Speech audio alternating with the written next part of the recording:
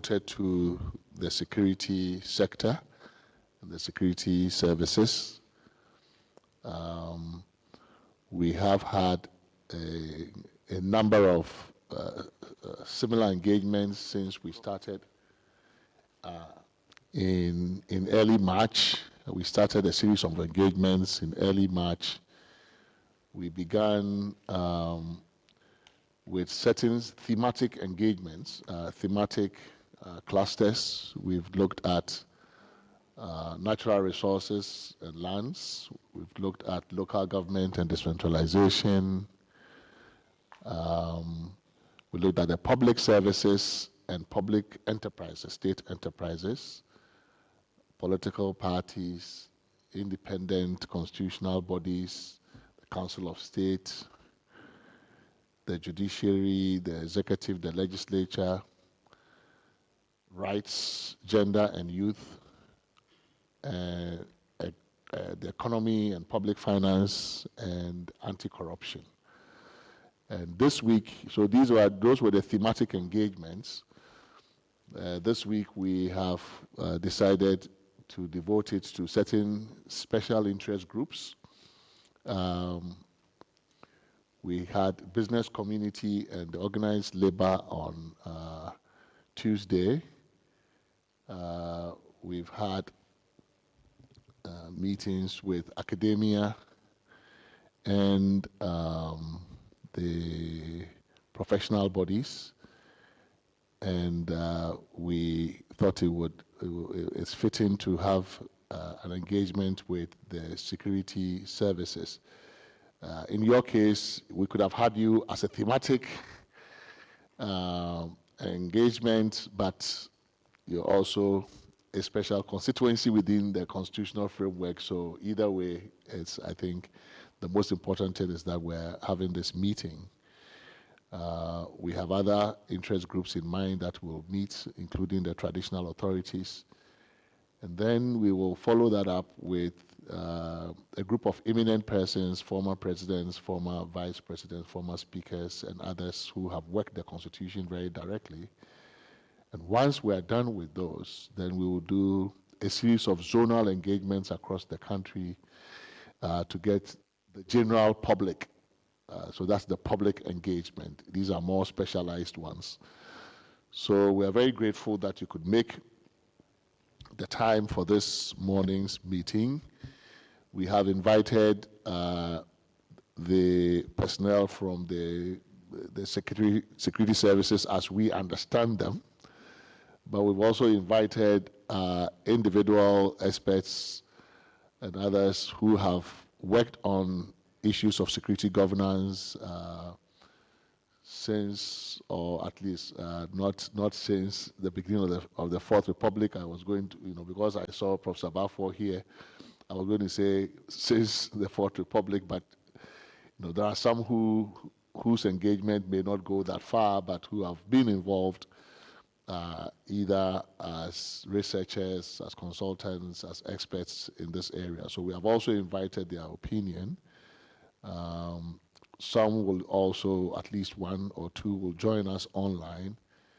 And we also have the benefit of a submission by others who are not able to come here. Usually we call the engagements when we have a submission in the particular area. In your case, we will invite and encourage and urge you to also make written submissions to us after today to give us a formal record in writing of some of the proposals that you're looking at in terms of the Constitution. The Constitution, clearly when you pick it and you scan through it, it's obvious that you can tell a country's history from its Constitution. So when you look at our Constitution, apart from the usual provision you would find in most constitutions about the president being the commander-in-chief, we have 3 whole chapters on various parts of the security services. We have a separate chapter on the police, one on the prisons, and one on the armed forces of Ghana. We have provisions establishing the armed forces, the police and prisons councils. We have provisions that prohibit the establishment of extra parliamentary or private police or armed force. In the executive chapter, there is a whole set of provisions on establishing a National Security Council whose membership draws on the armed forces, the police, the customs, the intelligence services. We have provisions against coups d'etat in the very early chapter of the Constitution, or against any violent overthrow of the constitutional order. And by virtue of the case law of our Supreme Court, that has been extended also to mean that we also have a prohibition against a public-funded commemoration or celebration of past coups.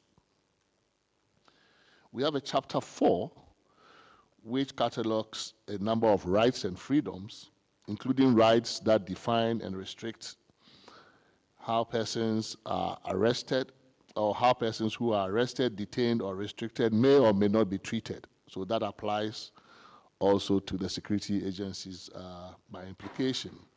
We have a chapter on emergency. We have provisions on emergency powers. What happens when an emergency is declared and certain rights are either suspended or abridged or restricted during that period.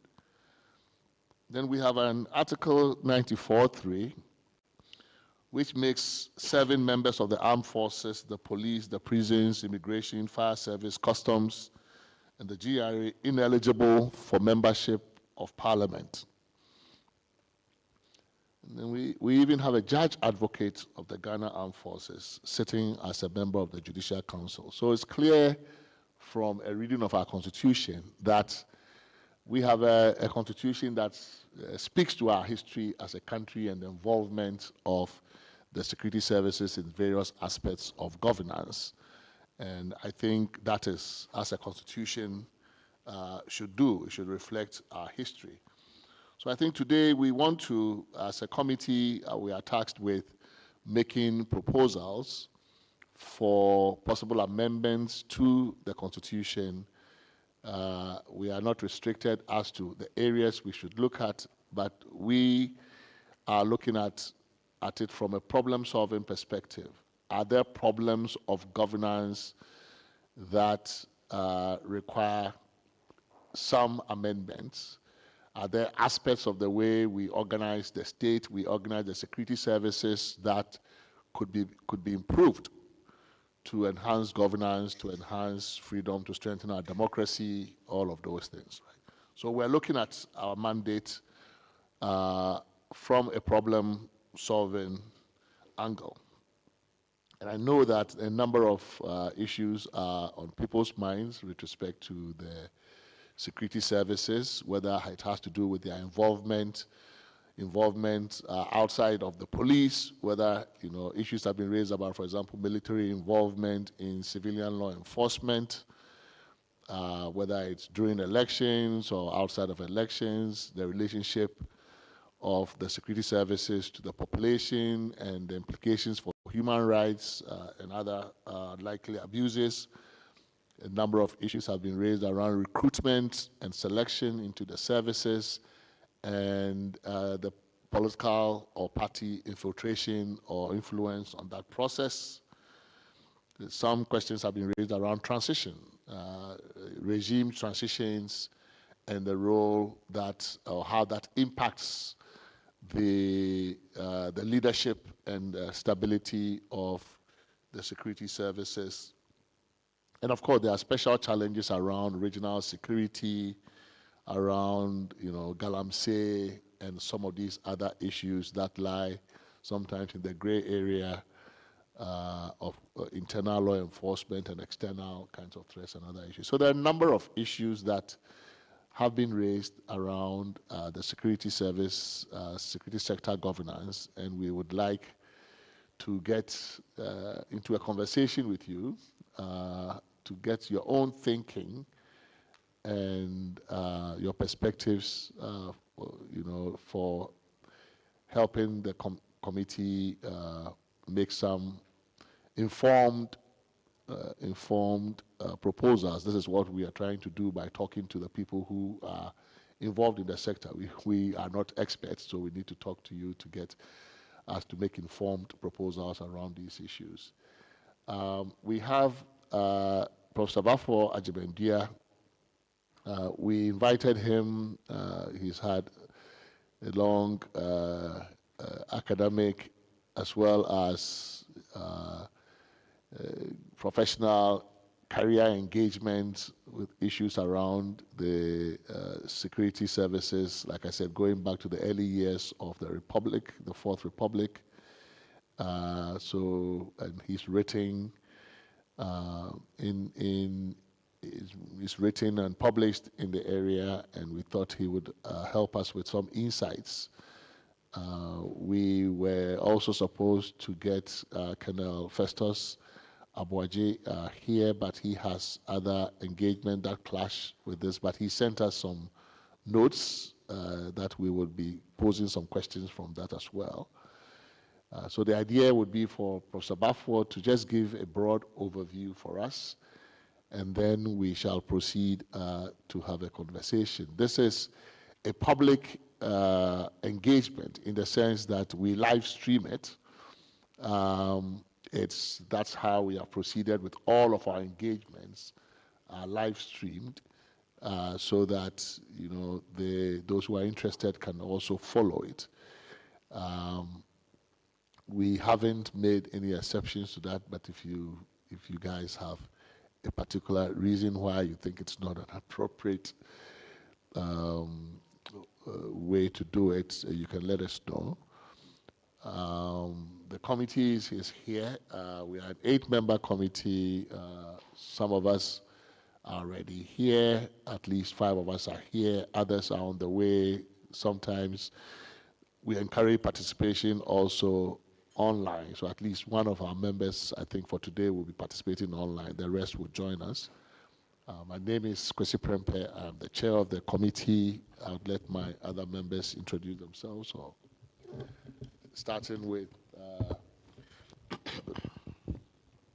So my name is Godwin Jokoto. I'm a member of the committee.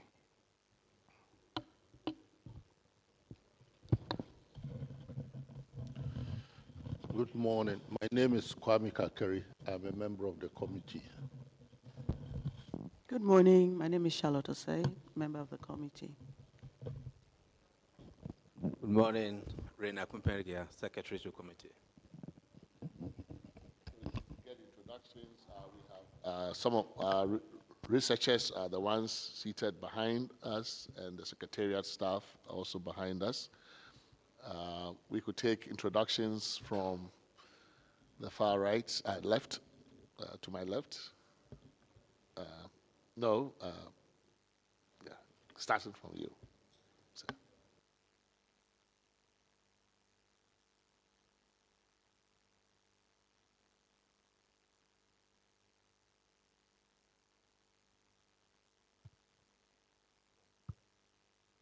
Good morning, sirs. I'm Deputy Commissioner of Police Martin Ayi, part of the police team present here. Thank you. Good morning, Prof.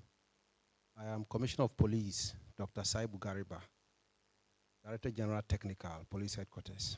Thank you. Good morning, sir.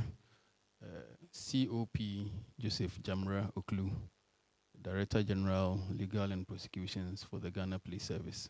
Thank you, sir.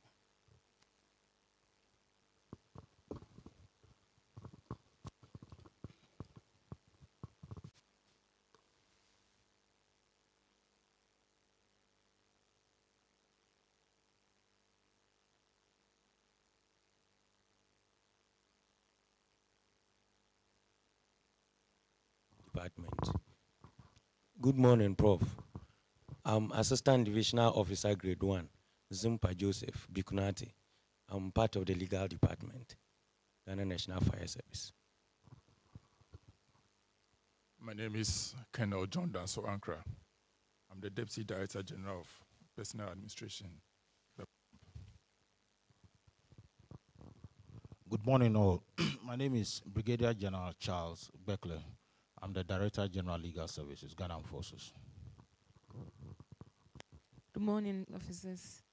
My name is Hawao Musa, Divisional Officer Grade 3, Hawao Musa, Ghana National Fire Service, Deputy Director Legal. Good morning, sir. My name is Philip Peter Ando. I am the Acting Deputy Controller General in charge of Legal Ghana Immigration Service.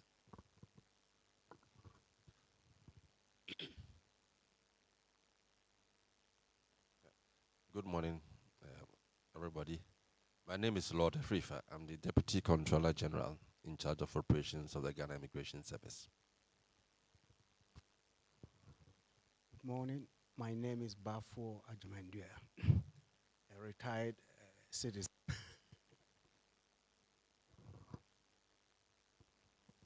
So thank you very much for making it to this morning's meeting. Some of you on very short notice.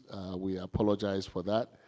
The notice was short, so we know that not all of you have had the time institutionally to prepare written memoranda for the committee, but we would encourage you to do so. We know that some of you may have already done that in 2010 when there was a Constitution Review Commission, and some of you made representation and submissions to that commission.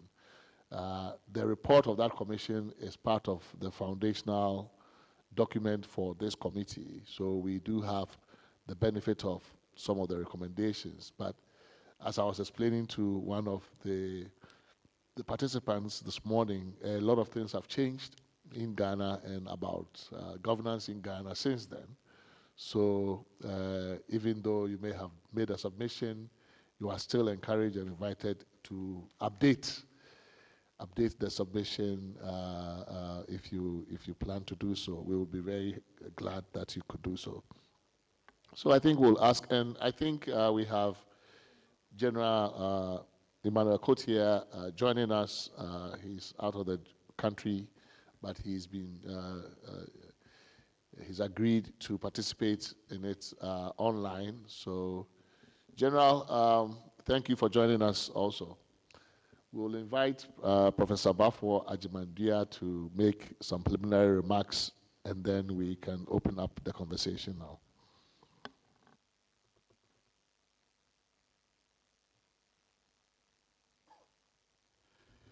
Thank you very much, Mr. Chair and members of the committee. I guess it goes without saying that this is perhaps one of the most important initiatives in our republic. After 32 years of working with this constitution, it's obvious that there have been so many what I call challenges, to say the least, working with the constitution. But overall, we have to admit that it's been a very good constitution because it has sustained us for the past 32 years, despite the challenges. So I think it's the right time to look at it again, to see what can be done to strengthen the constitution in terms of strengthening our whole democratic processes in the country. The security sector, certainly, given our background, our history, is a very important sector in our country. So it's good that we are focusing on it as part of the exercise to strengthen our democracy. The military in particular perhaps was one institution that attracted a lot of attention at the beginning of the Republic.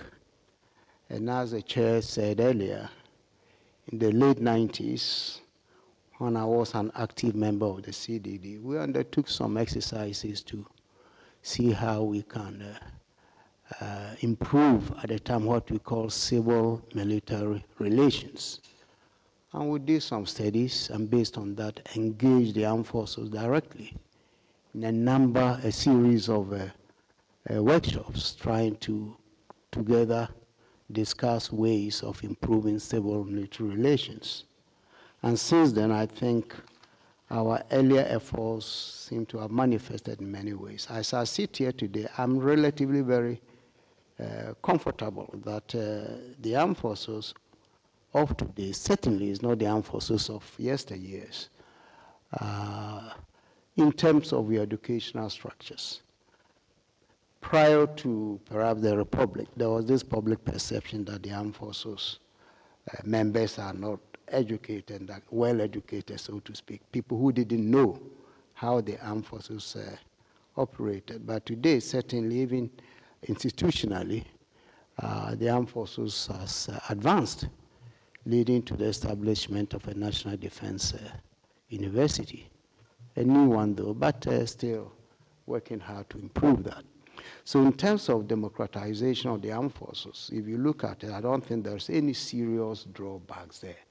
And I did take a look at the chapter 17 of the Constitution, which focuses exclusively on the armed forces. And there was nothing really so significant as to warrant a serious discussion, with the exception of perhaps, I think section, I don't know the numbering here, the section relating to the appointment of the Chief of Defense Staff and the service chiefs, which is directly given, the power given to the President in consultation with the Council of State. If you look at other jurisdictions, democratic jurisdictions, we find that this appointment or these appointments normally go before their parliamentary vetting committees. In the US, they will appear before the Committee of the Congress on Defense, Intelligence, and others. We don't have that here. And I think as we are seeking to raise the bar on how we do these things here, I will strongly suggest that the Chief of Staff and the service chiefs, once nominated by the President through the Council of State, should also appear before the people of Ghana, represented by the relevant committee of parliament, in this case, the Committee on Defense Intelligence. I don't know the full title of the committee. I think they should make to appear before the committee, at least as a symbol of their accountability to the people of Ghana. I think if you do that, it would add some value to these important positions in the Ghana Armed Forces. Besides that, as part of the Constitution, as I said earlier, almost everything there is in conformity with some of the best practices we know about the functioning of the armed forces. The problem of the security sector, with the armed forces in particular, really is something that is not written here, but something that has been practiced by governments and the service over the years. And that is where perhaps the focus should be. Since it's not part of the Constitution, I don't know how you place that, but I think still it's important for us to consider these issues and see if it is possible to include, and even if it's not, at least the committee can make some extra recommendations for government to consider in terms of how politicians relate to the military. So on that, let me begin, and I will be very brief since we are all waiting for the conversation. Most of the problems, as I have indicated, seem to stem from the politicization of the military. The politicization of the military by politicians, to put it bluntly. The first thing I would like to note here is to recognize that we inherited from the British a certain tradition of the military in Ghana. And one of the interesting things about the military is their tradition, their culture, which really, when it comes to the institution, relates to the structures they've created, the command structure, as well as, and more importantly, their promotional and ranks and all that. This is where some of the sensitivities about the armed forces coming from. So the best we have to have, and I think that's what the military is seeking to achieve, is to have their professionalism intact. That is to say, not having external influences, or to be more direct, not having political influences or interferences in the way they operate. Because once you begin to do that, then you are breaking down certain traditions and culture that they need to preserve in order to maintain that professionalism. One key issue here to put on the table is this issue of enlistment or recruitment into the armed forces. I think there are laid down procedures for qualified Ghanaians, but this notion of protocol given to certain individuals and certain groups violates what I'm talking about. And now it's even getting clearer that recruitment is even influenced by political parties and political leaders. That is to say, governments in power deliberately push certain individuals into the armed forces, and that violates the tradition I'm talking about. So that's one specific point. Second point is the administration or the running of the armed forces. We are not clear with the division of labor, so to speak, between the Minister of Defense or Ministers of Defense and the CDS. Ministers of Defense are political appointees, as you know. You don't have to have a military background to do that. But of course, Minister of Defense should be very interested in defense policy, if we have any, and how government relates to the sector. But really speaking, the CDS is the administrative head of the armed forces. I've checked out a number of military establishments around us. But when a Minister of Defense pokes regularly into the administration, he may compromise certain standards that we want to have in the armed forces. So I think that is another area we have to look. So the service chiefs and the CDS should have that. But of course, the defense minister will have a duty to supervise overall and also give directions. Even if it's not professional, at least it will give the opportunity to the soldiers to be mindful of what they do. The third and final specific point, final but one, is promotions within the armed forces. We know that beyond colonel also, every promotion becomes political. And that is the practice.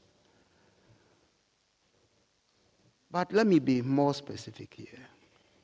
Nobody will want a president not to be part of this, because getting to the top levels, it's important that the state controls the armed forces. When we discuss democratic control of the armed forces, basically, we're looking at how government relates to the armed forces, guided by the constitutional provisions. So if the Constitution is found to be inadequate somewhere in terms of defining that relationship, then we need to be clear about that. And I should say that the recent decision by government in changing the, see, I'm not in the military, I'm not in government, so I say what I want to say, right? I know the officers are here, they can also say what they want to say.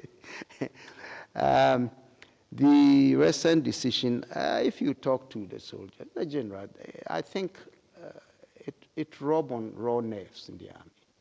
Because the soldiers have this, the military has this tradition of serious distinctions in the ranks. And as somebody said, you don't want to have a situation where two officers have to say, yes, sir, yes, sir. It doesn't happen that way. Yes, sir is only from one side to the other side all the time. So if you decide to appoint, say, brigadier generals to be CDS, it will mean that those who are seniors should no longer be in service. So of course, when we change the CDS and the other service, all of them are gone. But within the service, there are still some seniors. I hope I'm clear on this. And that creates for them, the command structure gets a little bit hazy, because it's not easy for a junior officer to command a senior officer. That's an antithesis in the military service. So I guess the point here is that we need to define clearly how these promotions are done in order to maintain the discipline and the professionalism of the armed forces. I don't want to go into much detail because I believe you know what I'm talking about. So our politicians, therefore, when making such decisions, should consult widely those who are in the position to advise, so that they can do things that will not rock that kind of system. Now, my last points relate to the misuse of military personnel. And again, normally it comes from politicians. Just yesterday, by the way, I heard the news that in Kumasi, the mayor has deployed soldiers to the Adum place where there was fire and all that. You know, and you ask yourself, why soldiers? Because this is what you used to do during the old bad days, I should say. And these are also things you do that begins to create friction between civilians and the soldiers, thus undermining civil-military relations. And I don't know why any mayor can call soldiers into action. Of course, I'm sure the commandant over there was consulted. But these things should not be done. The police is there. The police come in only when they have failed completely in restoring law and order. By going to enforce minor things like people who have suffered from fire, you're trying to dislocate them or relocate them. They shouldn't call soldiers to come with AK-47 or whatever to do that. So that is what I refer to as the misuse of military personnel. Or, as we saw in recent times, a minister of state or government appointee having 3 soldiers with guns, following them to office and back. It's a wrong, you don't deploy soldiers like that, unless, of course, there's clear evidence of threat. And even then, I don't know whether soldiers in arms are those who can mitigate that kind of threat. There should be better ways, more civilized ways of employing security to protect threatened public officials. There's nothing wrong with that. But I think this display of arms and things around public officials, especially when there are no visible threats, is almost becoming like a status symbol. So if you have a soldier holding your file, your bag following you, then maybe you are somebody. But I think these are things politicians will have to refrain from. I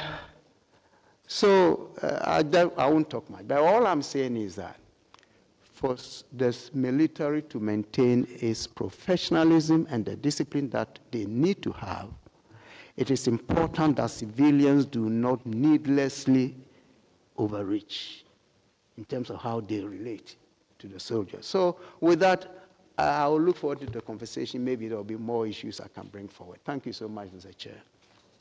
Thank you very much, my boss, Professor Ajimedia, for putting forth a number of suggestions that have also, I think, your suggestions actually echo some of the proposals that I have seen.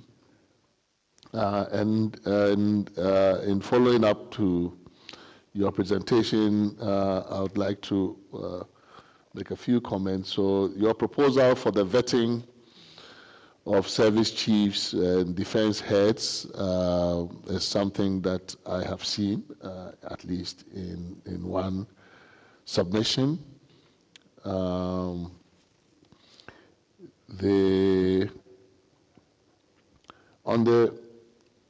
the military deployment in domestic affairs, I've also, I think there's one proposal that,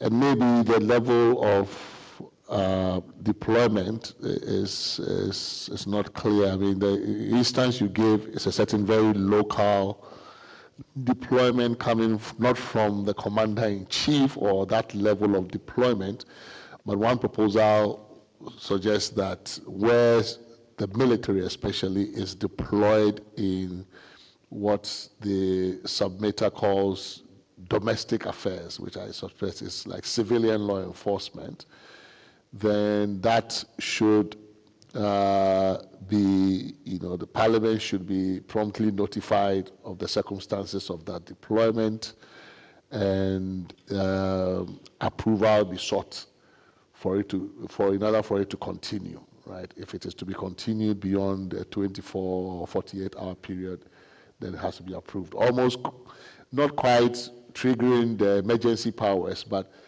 it is considered, it will be considered almost like an abnormality, right? So because it is abnormal or irregular, then maybe it should be regularized through disclosure to Parliament, and then Parliament would have to approve it. Then there is also a proposal to prohibit the arming of non-defense national security operatives. You didn't. I'm putting out some of these things so that you can reflect on it. The proposal about the military professionalism and merit-based appointments, there is a proposal here to introduce fixed tenure and merit-based criteria for leadership roles. This proposal also says, even though currently service personnel cannot participate in politics, there's a proposal to also that even after they've left the service, there should be a cooling off period before they can enter politics, right? So maybe you leave the service, but you stay out for a certain, I don't know, X number of months or years before you can show your political colors and get back on the campaign trail or something of the sort. So there are a number of such proposals. And then there's one that you didn't mention, but that is mentioned in this submission about what this person notes to be the increasing involvement of the services, I suppose the military also, especially, in commercial activity, state-sponsored commercial activity. There is, of course, other countries have soldiers or militaries that are actually in business. Examples, I think, on the continent, Egypt, it's almost like the military in Egypt is almost like Egypt Inc.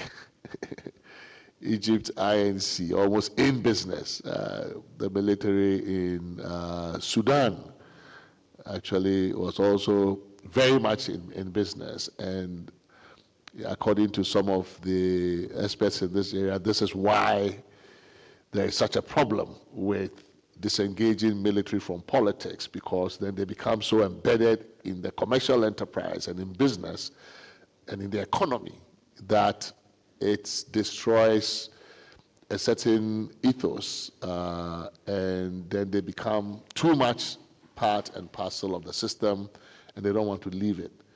So there's this observation in this particular proposal that there is some creeping commercialization of the military or drawing of the military into some businesses. and that is not an activity that should be encouraged. Yeah, so I'd like to get some of your reflections on this. There are a number of other proposals, but there are. I think I would like to just begin with getting your reflections on some of these early ones. Some of the points you make too. I just took a look at the Kenyan Constitution, and of course, Kenya doesn't have. It's in a region with a lot of security issues. So even though they haven't had a successful coup d'etat, they too have provisions relating to the military and the defense forces and the security forces in their constitution. And I found these ones particularly interesting. It says, in performing their functions and exercising their powers, the national security organs, that's how it calls them, the national security organs and every member of the national security organs shall not A, act in a partisan manner, B, further any interest of a political party or cause, or C, prejudice a political interest or political cause that is legitimate under the Constitution. And then there are similar such provisions trying to really just create almost like a Chinese wall between the national security organs and the political party, the domain of political parties. Again, from what you are proposing, this is a comment we've also gotten about the public services generally. So there is quite a bit of apprehension about the ways in which not just the military, not just the security services, but how party politics has so permeated the entire public services that it is creating a problem, that we are no longer having, we cannot speak of a merit-based professional public service. And I know that the military is not part of the public service, but other security agencies are part of the public services. And so there's been some thought of finding language in the Constitution that will deal with that problem.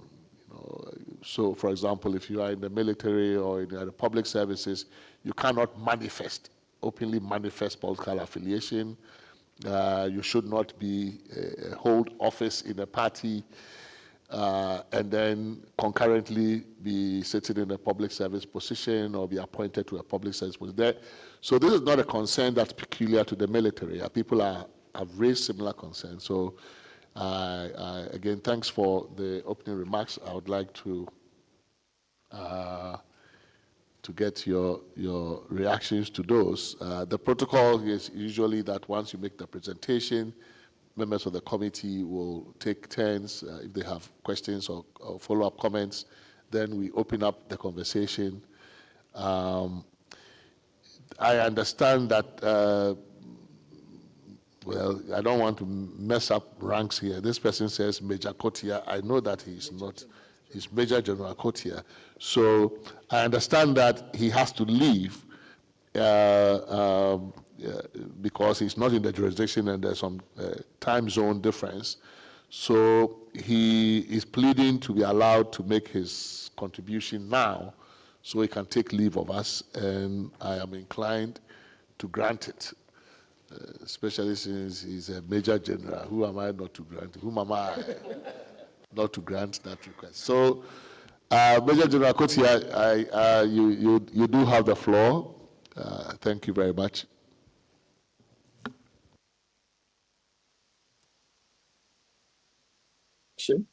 First of all, my compliments to all members of the committee, my colleague. Are you hearing me, please? We are not, we're not audible. Maybe your volume should go up. Morning.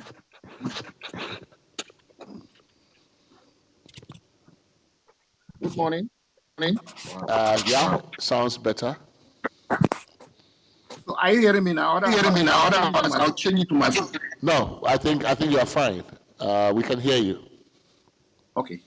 Now, I just want to intervene on three issues quickly. First, on the composition and probably the functions of the National Security Council, since we are dealing with armed forces and security issues. Is it that? Is it okay? Is it okay? Sure.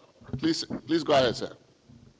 And then I would make some few interventions based on what Professor Bafwa did. I also speak a little bit on the police, especially appointing processes for procedures for the police. Now, on the National Security Council, the issue I have has to do with the composition. I believe that historically, when the National Security Council, when the Constitutional Review Commission was established, we're transitioning from a military regime into a civilian jurisdiction. Therefore, if you look at the composition of the National Security Council, it's more comprised of majority of technical personnel. Now, I'm saying this because if you make a comparison of the composition of the National Security Council of the US, the UK, South Africa, and even Kenya, you will see some differences. So let me say that for the US, the president, the vice president, the secretary of state, equivalent to foreign minister in Ghana, the minister of defense, secretary for defense, secretary for energy, and the secretary for treasury are the statutory members of the National Security Council. Now, the US also provides that there are other regular attendees. That's the National Security Advisor, the Director of National Intelligence, the Chairman of the Joint Chiefs, which is equivalent to the CDS in Ghana, and then Homeland Security Advisor. Now, if you look at the UK has is slightly different from the US.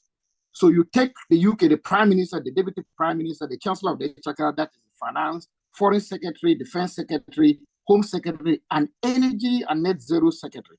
Then they mentioned that these are the statutory attendee members. Then they mentioned that other attendees are the National Security Advisor, the CDS, the Director General of Internal Intelligence, and the Director General of External Intelligence. Now, I want to quickly compare some African countries. If you look at the Republic of South Africa, is the president, the deputy president, the ministers responsible for defense, police, state security, international relations, and then the Director General of State Security Agency, that is the Internal Intelligence. And then the others who may attend are the Chief of the National Defense Forces, that is the CDS, then the National Commissioner of, just like that of South Africa. But Kenya is also coming off a different dimension, which may relate to Ghana a little bit. The president, the deputy president, cabinet secretaries who are equivalent to Minister of Foreign Defense, Interior. Then you have the IGP, you have the chief of the Kenyan Defense Forces, and then the service chiefs for Army, Navy, and Air Force. In that regard, and then you have the National Security Advisor in that regard, so far as Kenya is concerned. Kenya is almost equivalent to, it's almost the same like the Nigerian. So I think that there is a need for us to look at the composition of the national security so it doesn't look more technical. It should be more of a cabinet national security composition, whilst we may have a technical dimension. And I'll give you a clear example. In the UK, when there was that Manchester terrorist attack, is it clear?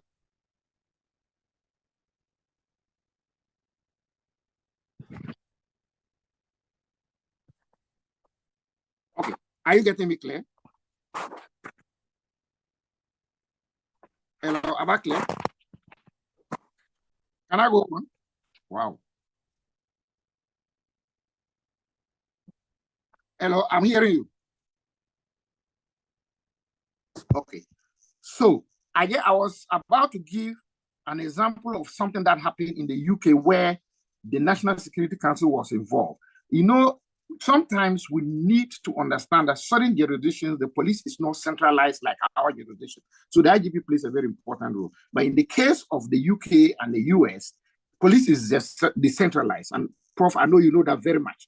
Now, the issue about bringing technical people to assist is key. One thing we can look at in Ghana is that we can have a technical level of the National Security Council and then have the political level, because you don't expect a minister for interior being there with the IGP. In our case, the commissioner for the director general of CID is also there. Then if there is a voting process, then the IGP and the commissioner of police will be voting with their minister. And at which side do they vote on? Which direction does it go? The minister should have the overall right so far as issues of internal security is concerned. The same applies to defense and what have you. So that is the aspect that I want to. We can discuss this further when I meet the commission later on. But I want quickly to move to the appointments of the military high command, which Officer Bafwa mentioned. I clearly agree with him. In the case of the appointment of the military high command, they should go through parliamentary approval, not necessarily consultation with the Council of State. We have this example in Kenya, we have it in Nigeria, we have it in Sierra Leone, we have it in Liberia. They go through parliamentary approvals. So that is it. But in the Kenyan example is very interesting. I'll make a comparison between Kenya and probably India, and we'll see. The Kenyan example, the recommendation for a candidate for the chief of the defense forces, they call it chief of defense forces, is made by the defense council to the president. Now the president appoints subject to approval by parliament in the legislature. And then the legislature does a vetting and approve before the president then issues or swears the chief of defense staff. Now with service chiefs, the chief of defense forces recommend candidates for the chief of army staff, chief of naval staff, and chief of air staff to the president. Then there's a presidential appointment based on the recommendations of the chief of defense staff. They don't go through parliamentary vetting in that case. So that is the Kenya example I'm just comparing. For the US, the president nominates Senate confirmation of all of the chairman of the Joint Chiefs, equivalent to and all the service chiefs, including even command chiefs like the African commander of African forces, African command, and all the commanders in that regard are vetted by the Senate and approved before. And the process takes long because, for instance, Trump nominated his CBS in February. He was just approved around the 17th of April or so, the service chief. Now, the UK is similar and straightforward to Ghana. The only difference about the UK is that because there's no consultation with the Prime Minister with any other fellow, but then the final approval is given by the royal. It's a royal approval by the monarch in that wise. Now, South Africa is the same like the UK, less the royal approval. So I mentioned now, the other interesting one is probably let me see, India or so. No, let's use, India. So the Minister of Defense recommends who should be the CDS and service chiefs. Now, a Cabinet Committee of Security gives approval. The Cabinet Committee is headed by the Prime Minister. And then the Minister of Defense issues the notification of appointment. That is clear civilian oversight of the military in that regard. Now, in Pakistan, the Minister of Defense or the Prime Minister's office recommends. The Prime Minister selects and appoints the most senior service chiefs. Now, the Minister of Defense issues formal notification.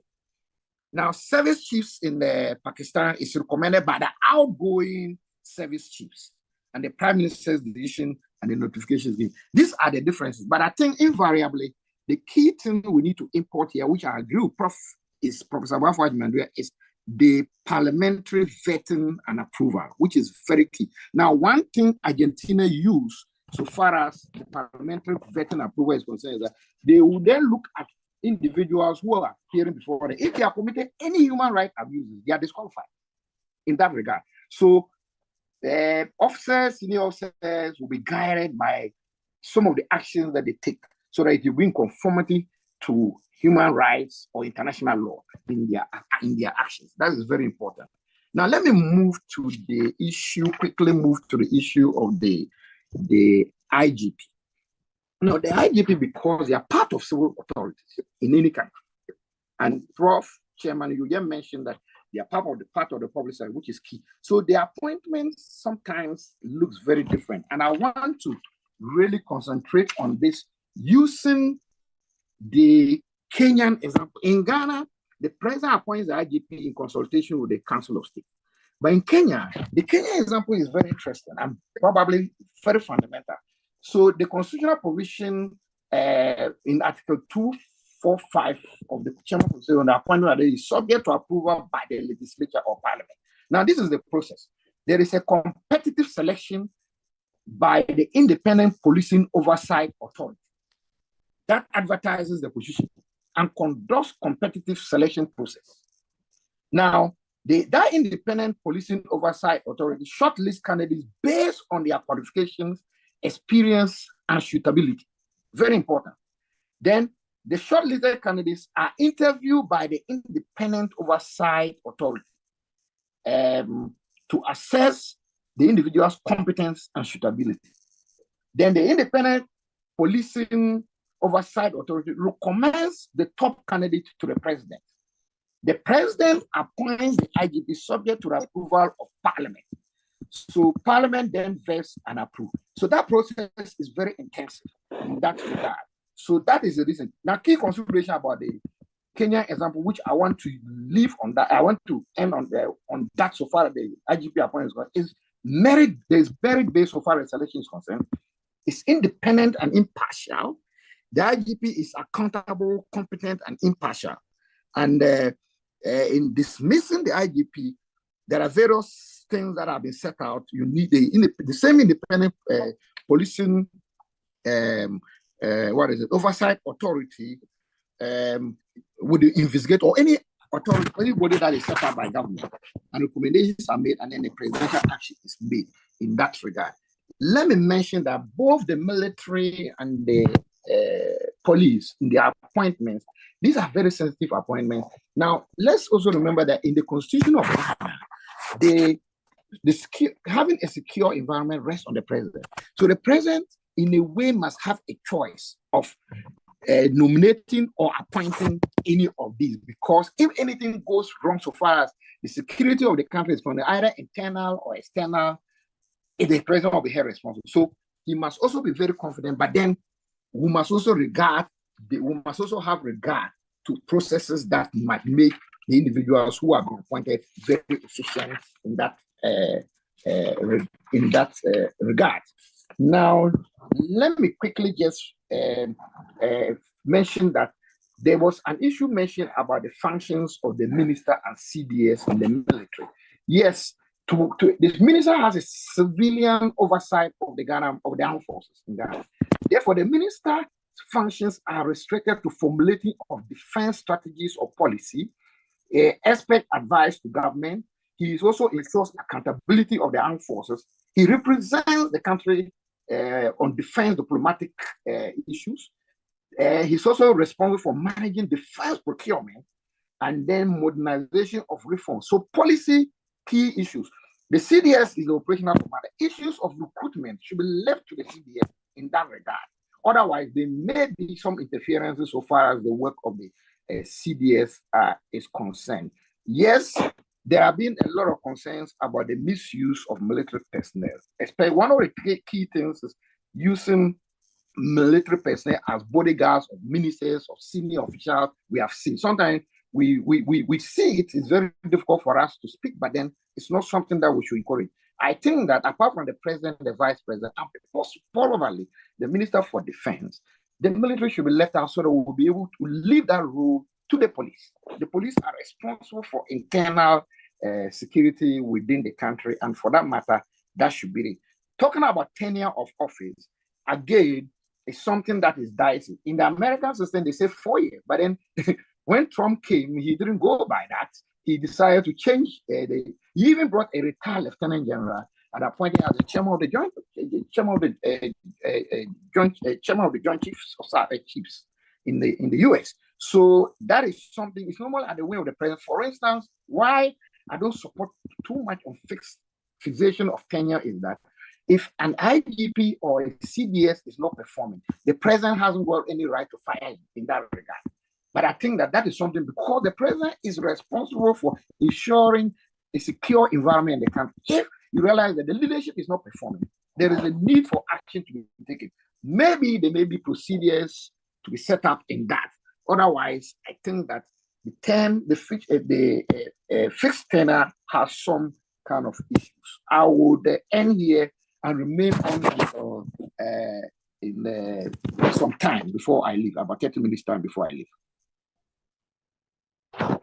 Thank you very much, Major General Kotia, for the additional insights that you have added. As you were speaking, I was flipping through my Kenyan Constitution, my copy of the Kenyan Constitution. I think there's also an important provision in the Kenyan Constitution relating to the IGP that I have always found interesting.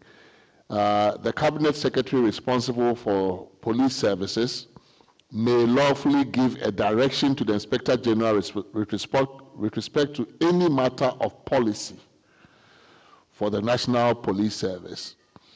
But no person may give a direction to the Inspector General with respect to A, the investigation of any particular offense or offenses, B, the enforcement of the law against any particular person or persons, C, the employment, assignment, promotion, suspension, or dismissal of any member of the National Police Service. And I think if we were to expand on a provision like this for the security services generally, it would look something like what you spoke about in terms of the civilian authorities being responsible for the strategic and policy oversight, but leaving all operational matters to the service itself. So that some of the issues we are dealing with about protocol, employment, recruitment, those are operational issues. And neither the IGP or, for that matter, the CDS or the chief officer or any of the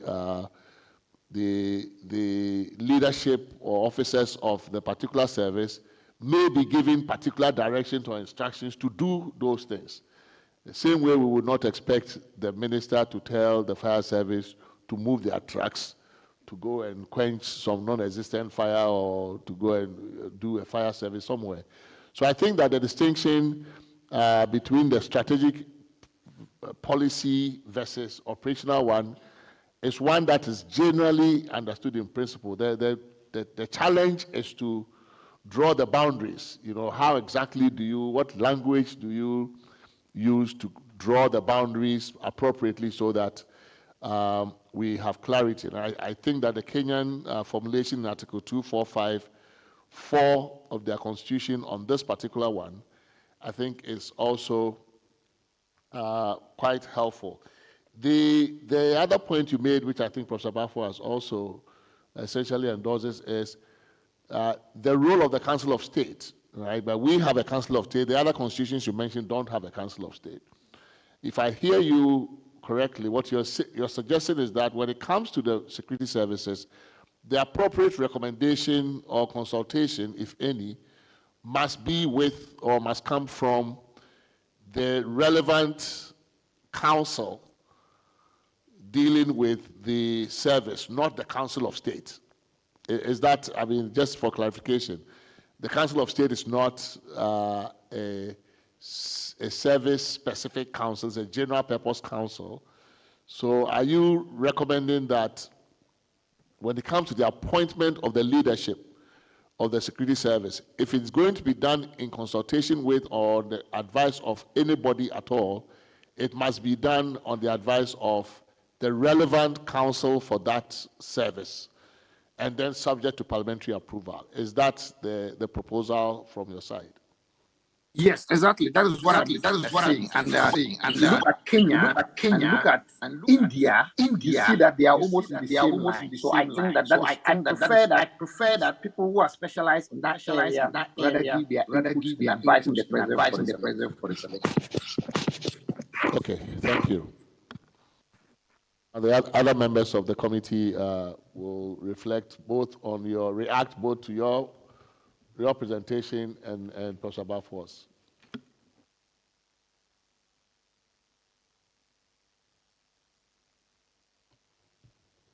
Okay, thank you very much, Mr. Chairman, and thank you very much, Major General Kotia, and same to Professor Bafor Ajimandria. I just have a couple of questions for you, and I'll just solicit your views on some of these matters. Now, I find from the Kenyan Constitution that they have a particular provision relating to principles of national security, which we do not have in our Constitution. And just for clarity, I would just like to read from Article 2382, where it details some of these principles. And to inquire from you if, from your experience, should we, as a nation, also include such a heading or principles in our Constitution? Now, it says that the national security shall be promoted and guaranteed in accordance with the following principles. A, it says national security is subject to the authority of this Constitution and Parliament. B, national security shall be pursued in compliance with the law and with the utmost respect for the rule of law, democracy, human rights, and fundamental freedoms. C, then he says, this is very important for me, he says, in performing their functions and exercising their powers, national security organs shall respect the diverse culture of the communities within Kenya. And then finally says that the recruitment by the national security organs shall reflect the diversity of the Kenyan people in equitable proportions. Now, guided by our history and the role of the military, would you say that this is something we should capture in our Constitution? Because some of the principles are broadly captured in our Constitution without indicating that these are principles of national security. Or should we include them, which also has its own negative? In other words, we are saying that apart from this, you cannot be guided by any other principles. Should we leave it broadly, or should we just set it out as part of the national objectives? And particularly the part dealing with the sensitivity to the diversity of the people in the various communities in this country. Then to Dr.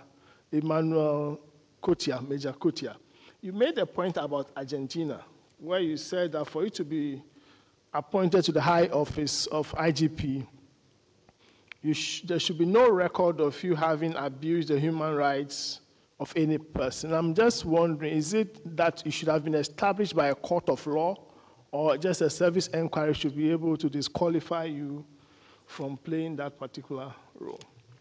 So these are just my initial thoughts. I want to find out from your experience whether we should include these broad principles in our Constitution or not. And the rest, I think I'll come back later to deal with. I thank you for now.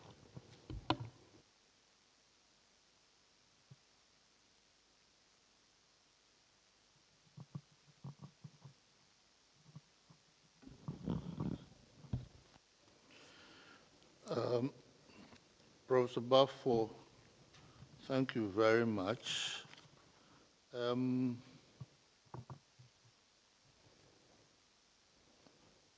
I want to find out from you an issue concerning security, national security, that you didn't address, but which perhaps is not in your remit, and that is the tendency of political parties to establish vigilante groups.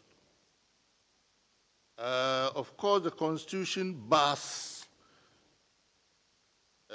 establishment of any armed groups. Article 210(2) is very clear. Now, and yet, these things happen And in my estimation, for instance, the problems we had at the by-election at the, what do you call it, the by-election at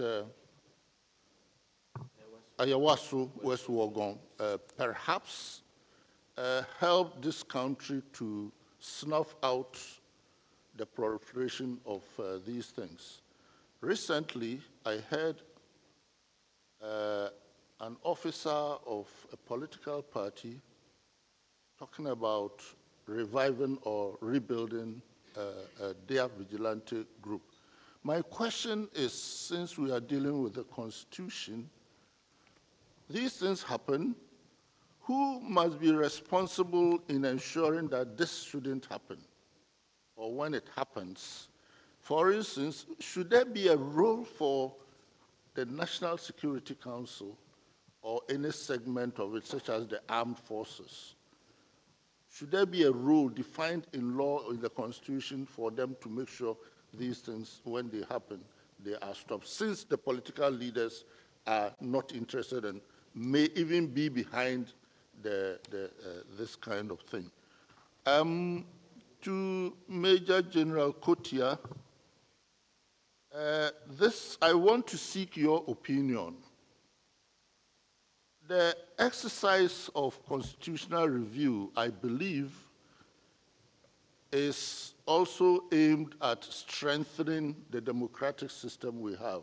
So it's not only looking at negative things, what has worked, and that we must strengthen and move on. From your very strategic and vantage position as a very high-ranking member of the armed forces, what do you think, in terms of our Constitution, what is it that has helped this country maintain this stability for these 3 decades that we have had, and especially that the armed forces have not intervened in ways that would have disrupted this democracy? What is your observation? What is it that has worked to promote this stability? Thank you.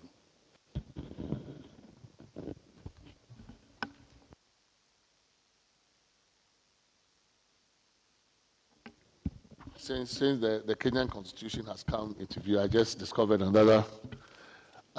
So I find it quite instructive that in the Kenyan Constitution, among the principles that my colleague Dr. Jokoto read from the Constitution, there's one that talks about being subject to the Constitution and Parliament.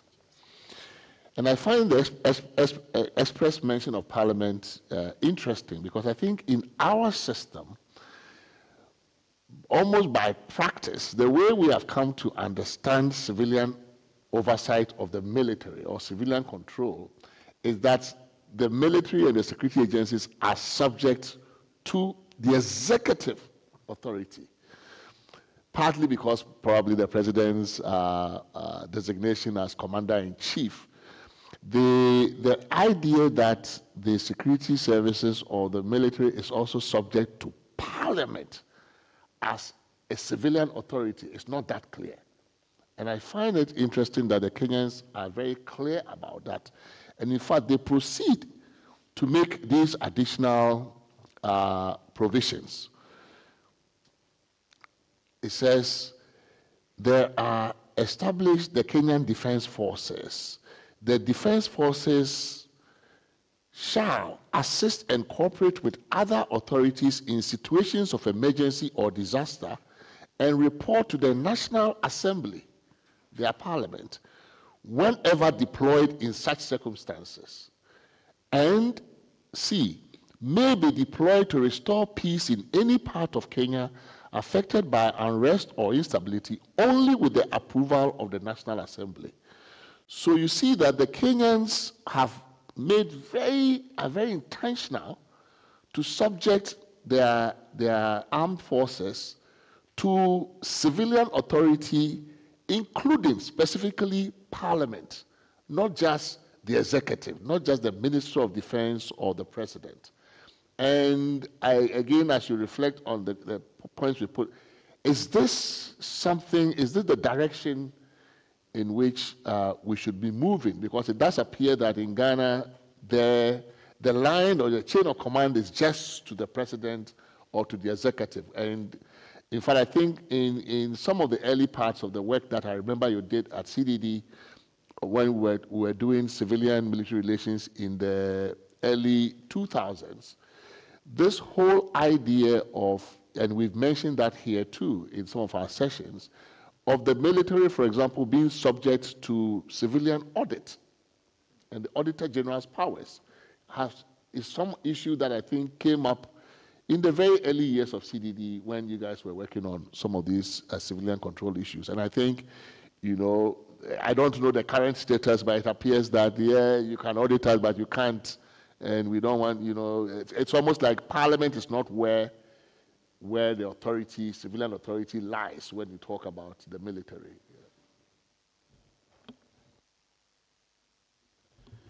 Thank you, Mr. Chair, and thank you for the other comments and the questions. Just to start with the chairman's comment, okay. Once again, I hear that the Major General Kote this is not civilian oversight, military oversight over our committee. So we will cede the mic to him so that he can respond and then leave.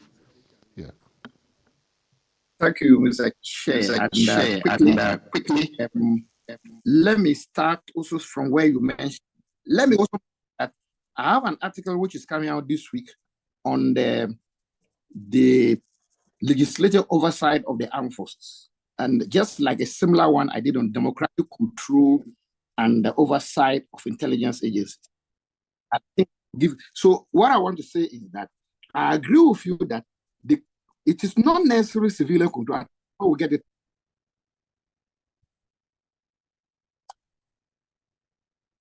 Okay. Are you hearing me now, Claire? Are you hearing me now? Wow. Hello? Hello? Okay. So what I'm saying is that the issue of civilian control that you raised is very important. That is why I prefer to call it democratic control and oversight of the armed forces instead of saying civilian control. And in that democratic control, you have the legislative oversight, you have the executive oversight, and you have the judicial oversight, and possibly civil society oversight. And in that way, you see that both the civilian control, and you can even call it democratic in that aspect, is involved in it. So I think that is a very important thing. And not only Kenya, even in the South African Constitution, is embedded in it on how the procedure of how to have an oversight from the legislature over the armed forces and other intelligence agencies. It is there. So that is something that I think must be considered. Now, quickly looking at the principles that we find in the national security, we find in the Kenyan Constitution. In Ghana, it is in the national security strategy. All these dimensions that Dr. Jokoto mentioned are embedded in the national security strategy. I don't know whether you will be able to go through it. Otherwise, you look at it, national values are spelled out there, national interests are spelled out there, guiding principles of national security as well, strategic objectives are there. And clearly, even the vision of the national security strategy embodies that the country's security should be people-oriented, not regime-oriented. That is specified there. Now, it's important that that aspect is made clear, and the diversity of the people that we are. So under the the subject or context of the national security strategy of Ghana, we look at the domestic context or landscape, and then look at the regional and global. And on the domestic landscape, the issue of diversity, the culture of the people, and what sort of view, which creates issues so far as national security is concerned, is embedded in it. It is left with the Commission to decide whether some of these should be embedded in the Constitution or should we left it at that level? That is something that I just wanted to educate on you on. Now, on the Argentina example, I related it to the armed forces. Now, the armed forces with the CDS and service chiefs, what the Argentina example makes is that people, the general public is allowed to come up with petitions to parliament or to the legislature, so that if a nominee has a problem of human rights abuses that you can give evidence, then it's taken on board during the vetting process at the legislature. And for that matter, we have had examples where military commanders have been disapproved in Argentina because of human rights violations as a result of the internal law wars that have taken place in Argentina in that regard. Now, to the question that was, now to another issue that was mentioned by Prof that relates to recruitment. Now, the Constitution already makes it clear that so far as public service recruitment is concerned, it should be based on regional balance, just like ministers of state and everything. So the armed forces has been applying this over the years. And that is one of the good things about the armed forces that I want to answer Professor Karkari's question. Now, the armed forces, yes, has done so many things that have been very positive light so far as this country is concerned. Why have we done that? It's because of the type of regulations that we have. Let me mention, I'm not boasting about the armed forces. The Armed Forces Act that we have on discipline, the Director of Legal Services, the Ghana Armed Forces had what we call this procedure for giving sentences. We had it, I forgot the names, but it will come up. We had it before even the judiciary started coming out. So the armed forces was quite ahead. So we have various procedures so far as discipline is concerned. And there are a number of things that happen within the barracks which doesn't come into the public domain to instill discipline. And that has been one of the role, a model institution so far as discipline and culture and ethics are concerned in the country. That is a very good thing. The other thing why the armed forces, things have worked well with the armed forces, is the level of education. We have, the Ghana forces in particular has introduced master's program. We have raised the level, the training is very continuous. Now, let me also mention that even as part of the education, the armed forces officers are educated on the constitutions, on the constitution of Ghana and comparative studies with other constitutions. The national security strategy is taught at that level. Democratic control and oversight so far as the armed forces and other security organizations is taught. So that has given the armed forces a leverage so far as things working well with the armed forces is concerned. Then the other aspect is that we have a new breed of people who now join the armed forces. Now, for instance, I teach at the master's level and I teach at certain subjects in the armed forces. One of the key things I say is that, look, coup is not something we should go back to. It will turn the country 10 times backwards. So if you want to be a politician, you better drop your uniform and then go and join politics. That is the best way by which we can get ourselves involved. So the armed forces, actually, the culture, the ethics, and what have you, has worked to the advantage of the country. The education has also worked. Because of that, people are well educated and they know the issues involved in coups, the disadvantages of coups. So nobody in the armed forces in its right frame of mind would think about a coup in this modern era. And then they also understand the economy because there are issues on education, on the economy. They understand the social interventions and what are social activities within the country. What happens within the training of the armed forces has been one of the key issues, key strengths of the armed forces. I can mention that in clear terms. Now, after the issue of the political parties, I will leave and vigilantes, I will leave that to Professor Bafwa Jumedia to handle that aspect. But I want to finish up by saying that in looking at the security agencies and the armed forces, we shouldn't disregard the intelligence agencies. In most places, South Africa is a very good example where the democratic control and oversight of the intelligence agencies is very, very rare and works very well. But in most cases, because of our background, we think intelligence is something that we shouldn't go. But there is an aspect, there is something that we need to, security and intelligence is very fundamental, and we need to also look at it like in the US, the UK, and what have you. What is the role of the minister responsible for that ministry, the executive function? What are the roles of civil society, oversight roles of civil society on intelligence? What are the oversight roles of the legislature over intelligence and the judicial in that respect? So thank you very much, Prof. Chair.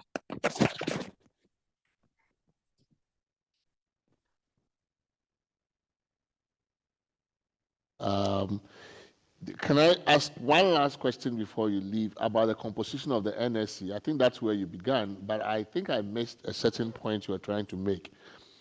Is your point that because the National Security Council comprises at the ministerial level the minister responsible for defense and the minister responsible for interior in particular, these two, are you suggesting that their military or service commanders should not also be sitting on the same council with them? Is that a hierarchy issue? I don't think I got the point clearly that we were trying to make. Are you saying, for example, that if the Minister of Defense is on the council, then it's not necessary to have the CDS on the council, and if the Minister of Interior is on the council, you don't also have to have the IGP? I'm not sure that I got that clearly. Thank you very much. Not of the UK comparing with Kenya and South Africa related to Ghana's national security. And the background Ghana's national security. And the background we came from a revolutionary era with our constitution. Now this was from a revolutionary era with our constitution. Now this was what being practiced during the revolutionary era, and we transferred it during the revolutionary era, and we transferred it into our constitution. Are you hearing me at this stage? Up to this stage. Okay. Now the point then is what I was saying is that if you look at these compositions, you can have them, but they could be like technical advisors to the committee, the IGP and the CDP and the CDS could be as technical advisors to the National Security Council, could be as technical advisors to the National Security Council.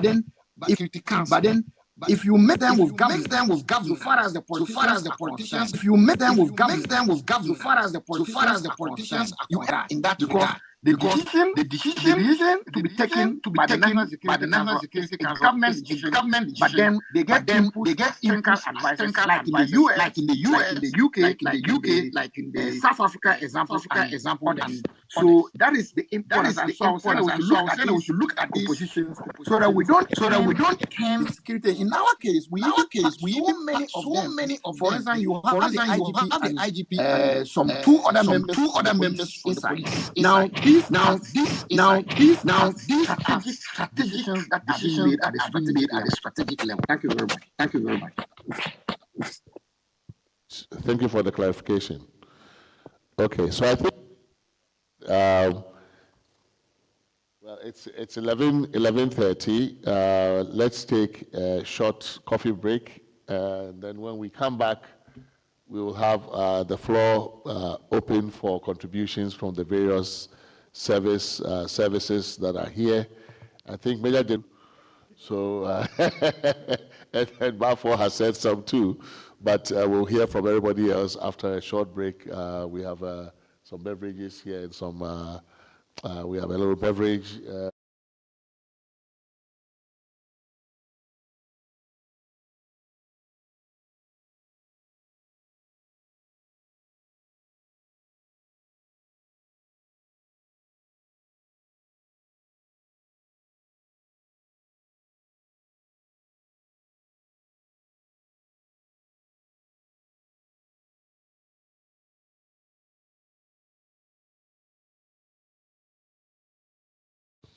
So my name is Chief Superintendent Solomon Akwesi-Kwali. Chief Superintendent Abdullahi Alicho. Thank you. You are welcome. Thank you very much. So we'll take a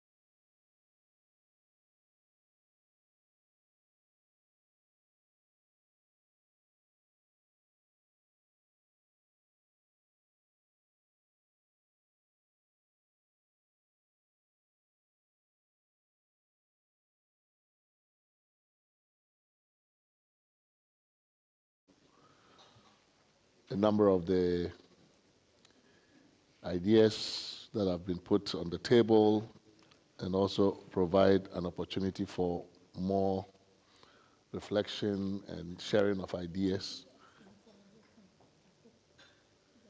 Yeah, he sent it. Yeah, he sent it. Yeah. Oh, sorry.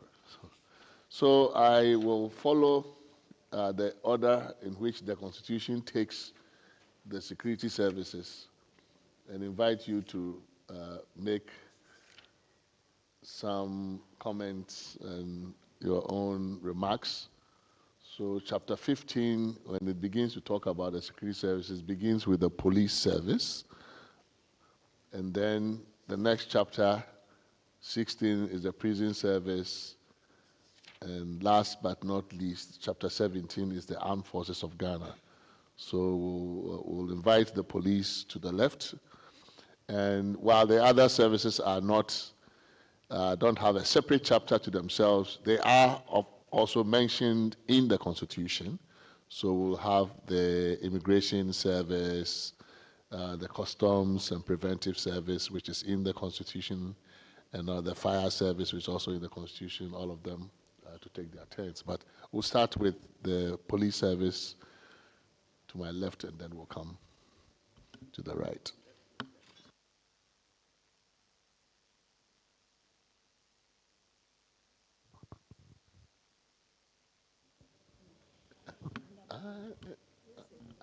We started.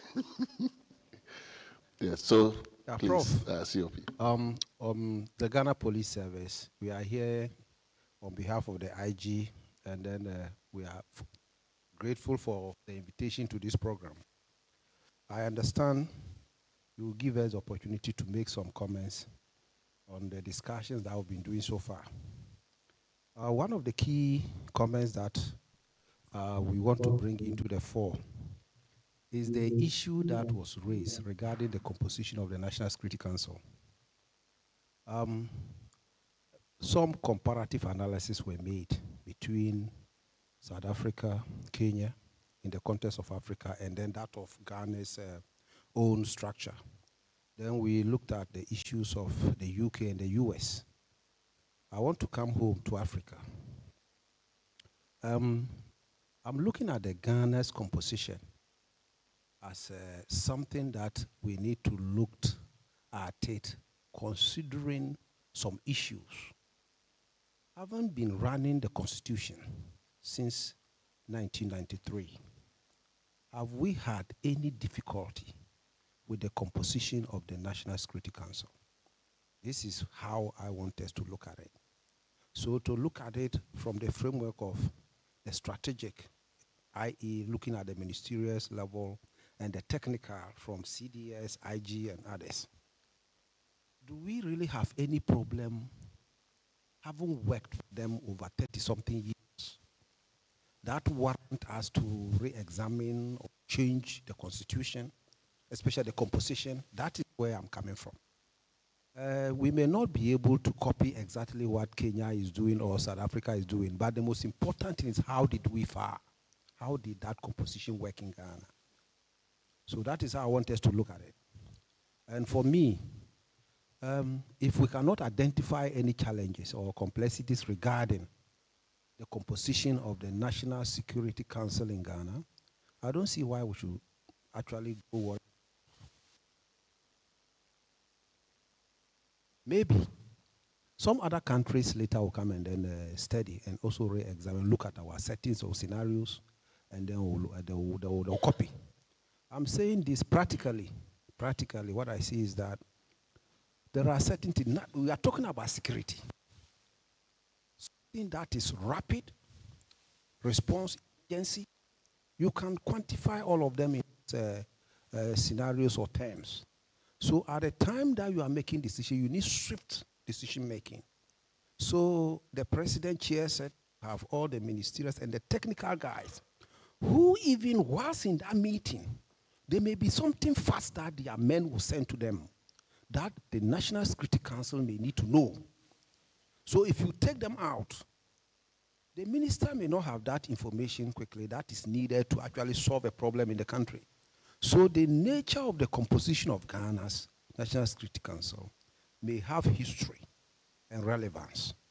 And therefore, I don't think that if we make comparative analysis that South Africa is this or America or Kenya, that is the best way to go. Let's look at it from the complexities. Thank you very much.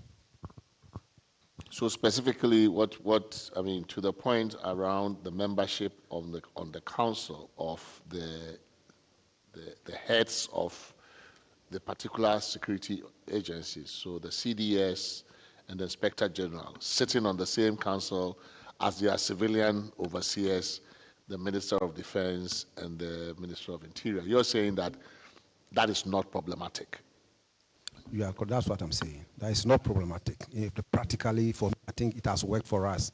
Unless we can sit down here and say that, okay, because of this is working. But for me, I think it makes sense. Thank you.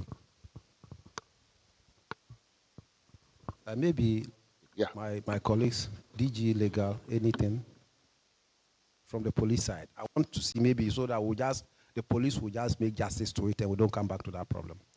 So any? Thank you very much, sir. I think I wouldn't deviate from what my colleague just mentioned, because if we do not encounter any serious anomaly or any serious problem with the system, as we always say, nobody changes the winning team. So far, personally too, I don't think we have encountered something that is so serious that warrants that we make some changes in the composition of the national security. So I am with my brother on what he said, sir. Thank you, sir. So police side, all my colleagues, we are on the same, we are in sync with this. Sure. Thank you, Prof.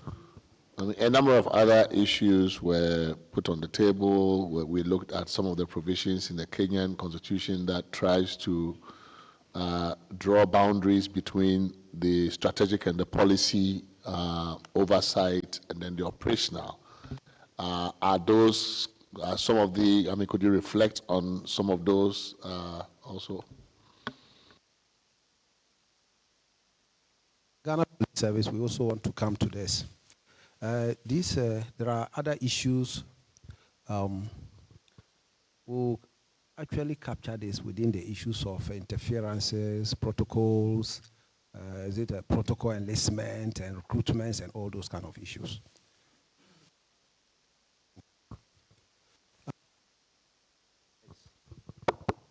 I think that the Kenyan approach on this one is not bad. It's a good one. It covers everybody as far as my opinion is concerned. Why am I saying so? The Kenyans have made some distinctions between the political class and the technical men. For example, the ministerial level, or at that level, what the roles and responsibility of the minister, whether of it is Homeland Security or Interior or Defense, has been defined in their constitution. And then when it comes to responsibilities of the service commanders, i.e. IGP and CDS, and also defined. So for me, when it comes to legal basis or the constitution, it's clear. If we can go on this tangent, then it sorts out so many problems. The issue of the minister will know that when it comes to the day-to-day administration and operations of the Ghana Police Service, that is not my responsibility. Deployment of personnel, doing my enlistment, all those kind of things, that's not my duty. It is the duty of the IG. When it comes to policy, accountability, and all that, it is the minister. Then we don't have issue of protocol enlistment anymore. In quotes, because legally, it is clear. If you go against it, you know that you've gone against it and the sanctions are there. So for me, that particular convention or caveat within the Kenyan Constitution, if that is applicable in our case, then it solves so many things for us. Then there are a lot of things that we don't even need to make any proposal. Because these are the areas, the gray areas that everybody is talking about. Protocol enlistment, interferences, directives that are not sometimes taken from commanders. I think this end is clear. So I agree with the Kenyan Constitution on this. And I think my colleagues, let me go to our lawyers. We agreed on that, but let them also have their say on this. Thank you. I think I agree with your position, because if those lines are clear when it comes to the ministerial level, and then it comes to the IGP level with regards to the operations and administration, they are clearly spelled out. So that is, it will reduce that political interference. That is, we have a clear level, a clear playing field. But I mean, maybe let me press you on this distinction. I mean, it's fine if we can really draw the boundaries clearly. But let's say, I mean, the political authorities are ultimately accountable politically for, the peace and order and stability of the country, right? So, let's say there is a major security issue somewhere. Who deploys? So let's say the Galamsey issue has gotten out of hand. It is not a policy issue, right? It operationally, somebody needs to make a decision about whether we deploy police in certain numbers or military or whatever to this area.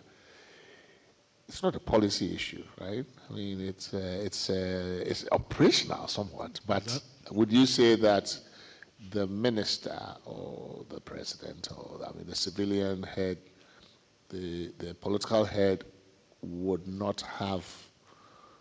I'm just trying to bring a gray area here so that we can discuss that a little bit. How would this work? Prof, I'll talk on the operational side. In the job that we do here, if Galamsey is an issue, there is directive and there is what? Operations or administration. The simple statement that deploy, that is what we expect from the political class. But the nitty-gritties of how that deployment is going to go is for the operational man. Okay. So there are two responsibilities here.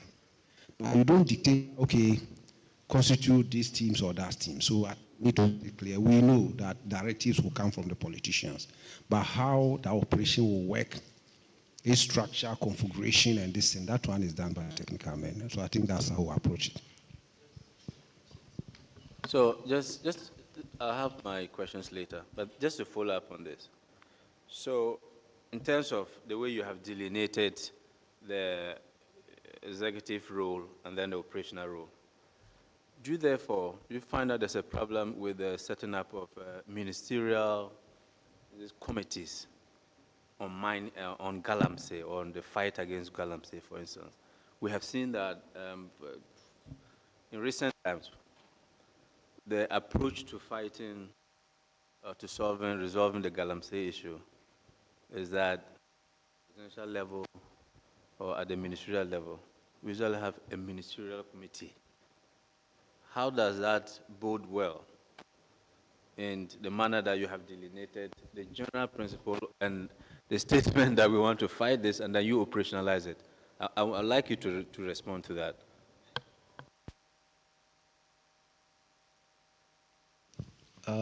Excuse me, the Galamsey issue, we know it has been running for some time. It's a very topical political issue. And normally, operationally, we would not like to go into political issues. So generally, I don't want to use the Galamsey fight, because this is not the first time it's coming. It has been, the nature it was operated previously is something, what we are seeing now is something different. There are various approaches, and I don't want to go into that. But what I'm trying to say is that generally, operationally, we have the principle that the politicians will give directives, and the directives will be implemented by the agencies. How it is done, what we don't want is maybe coming down to give this thing, but directives is given and would also mobilize, would deploy, whether operationally, administratively, and conduct our business. Let's look at things in that direction. But ministerial committees and other things. That one, I don't want to go into that. I understand your reluctance, but I think we are trying to clarify what's a policy directive and what's an operational matter. So there's a law enforcement problem. Clearly, if there's an illegality on a certain scale going on in the country, right?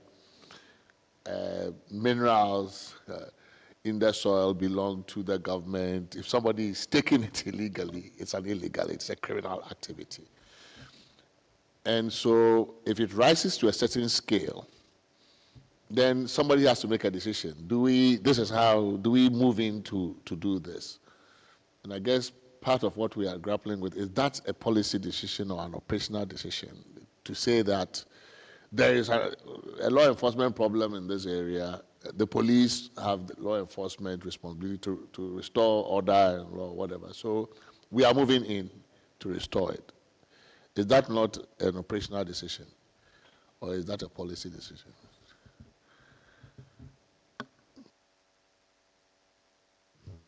Prof. I should explain, right? No, the reason I'm asking this is that you can put something in we just don't want to put things in the Constitution that are useless, right? So you put something in the Constitution and then it turns out you haven't really solved the problem because the people who are supposed to respect the provision and be governed by it have found a way to define what you think is policy as operational and what you think is operational as policy. So you defeat the purpose. So we need a bit of clarity, right? The Kenyans have a language. It looks interesting. It might solve some problem. But in the way we operate these things, as human beings, they can decide that, okay, moving troops into the forest is not our decision. It's a political decision. But when we go into the forest, how we arrest them and whether we seize their excavators is an operational decision. Is that where we are, or? That is what I'm trying to explain, that, okay, deployment or certain sensitive operations, certain sensitive operation will need strategic direction. So when that strategic direction is given, how it is implemented is now technical.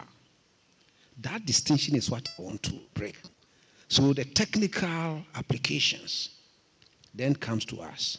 But certain, like there are certain sensitive operations that you need a political direction that deploy. That one is enough. What we do, that one, I want us to. That is exactly what I'm trying to mean. We need to look at it from that.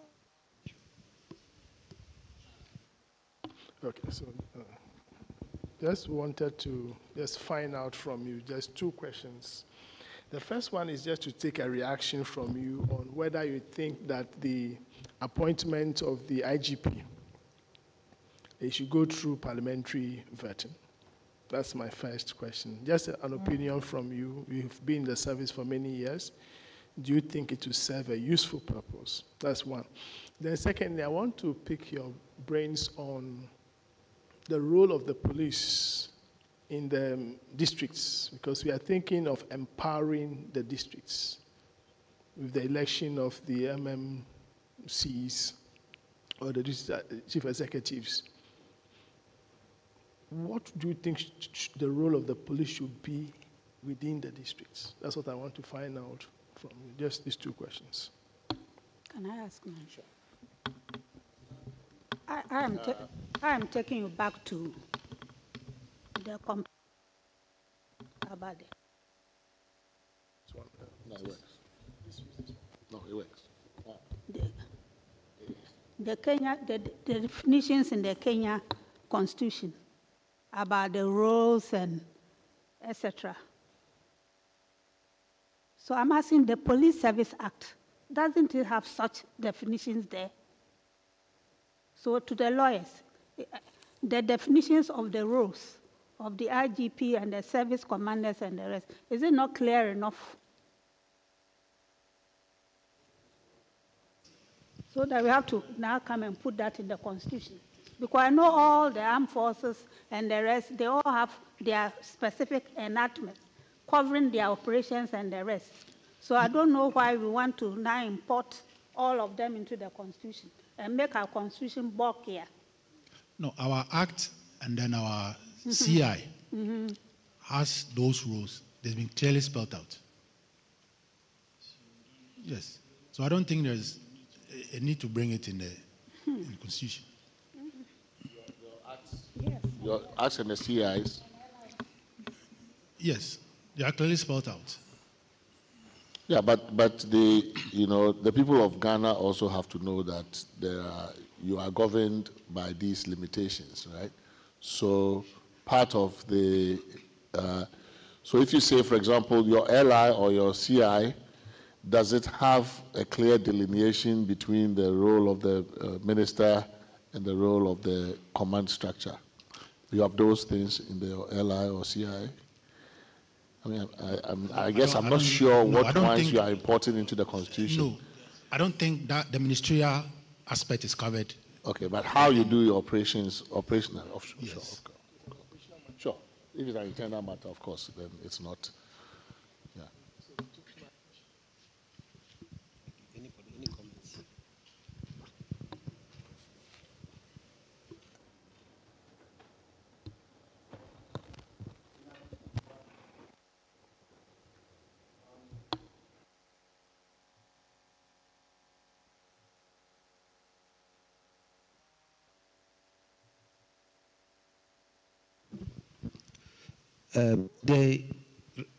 The distinction of the responsibilities that I'm talking about is not a replication of an entire, maybe police service regulations. Just a sharp, simple statement will do. So even though we may have police responsibilities, the role of the Inspector General of Police defined in our acts or our CIs and other things, but a simple statement in the Constitution, which is the supreme law of the country, will help. That's one. Then let me go to my colleague.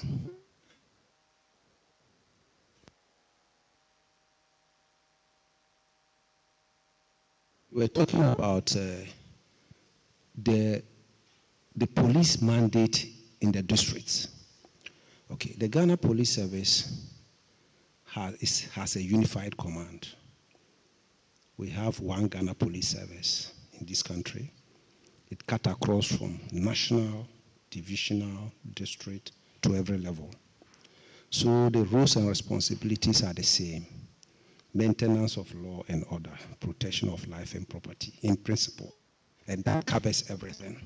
So the police rules, whether it is in Accra, the district, the division, or the regions, are the same.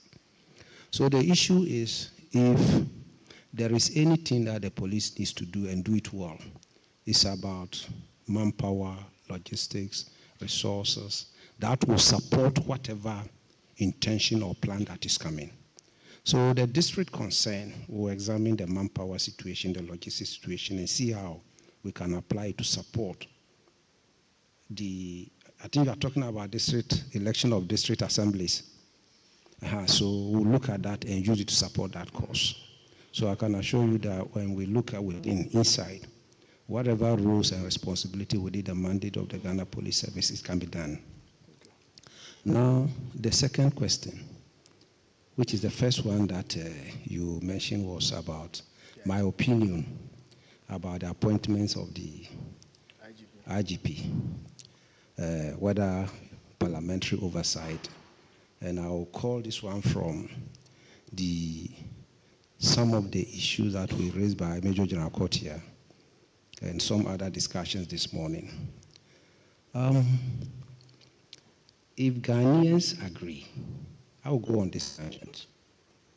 If the Constitution defines the way that IGP should be appointed, I think we'll go by that. But here we are asking for your opinion because you have the benefit of serving for many years. That's why I just want your opinion, apart from what we have. No, let me land, because if I'm going to go there, I'm coming to give you my personal opinion. Yes, that's what I'm That is why I'm this and that's why I'm coming. It comes to appointment of IGPs. I will give you my personal opinion, and my personal opinion may be contrary to, but I will say it. Me, I'm a typical general duty policeman. And with the mindset that I have, Master say this. And then so I don't have problem personally, have problem context and nature of the appointment of the IG. I don't have that. Except some small thing there which will convey. But if Ghanaians decide that we should go the Kenya example or African example, other things, I have no problem about that. But the way it is with my orientation, I have no problem with that. And that is my opinion. Thank you, Chairman.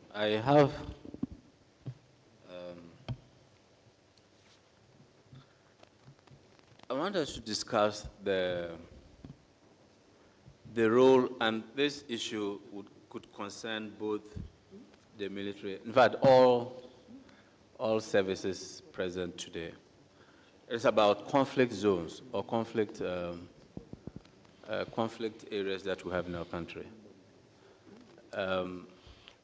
Boko is the burning issue now, Dr. but the Rena, question sorry, is I not... thought you were going to follow up from where I left off, because I didn't get a clear answer from him. He said that he is a believer in the command structure, obey before complain. That's simple. So in that case, means you don't have a mind to express on this particular matter, but you go with what the general public will say. That's what I want to be just... Godwin, I think you should drop this thing. It's not fair. It's in a public space. You are asking him to make personal suggestions about the appointment of superiors. It's a bit sensitive. I agree.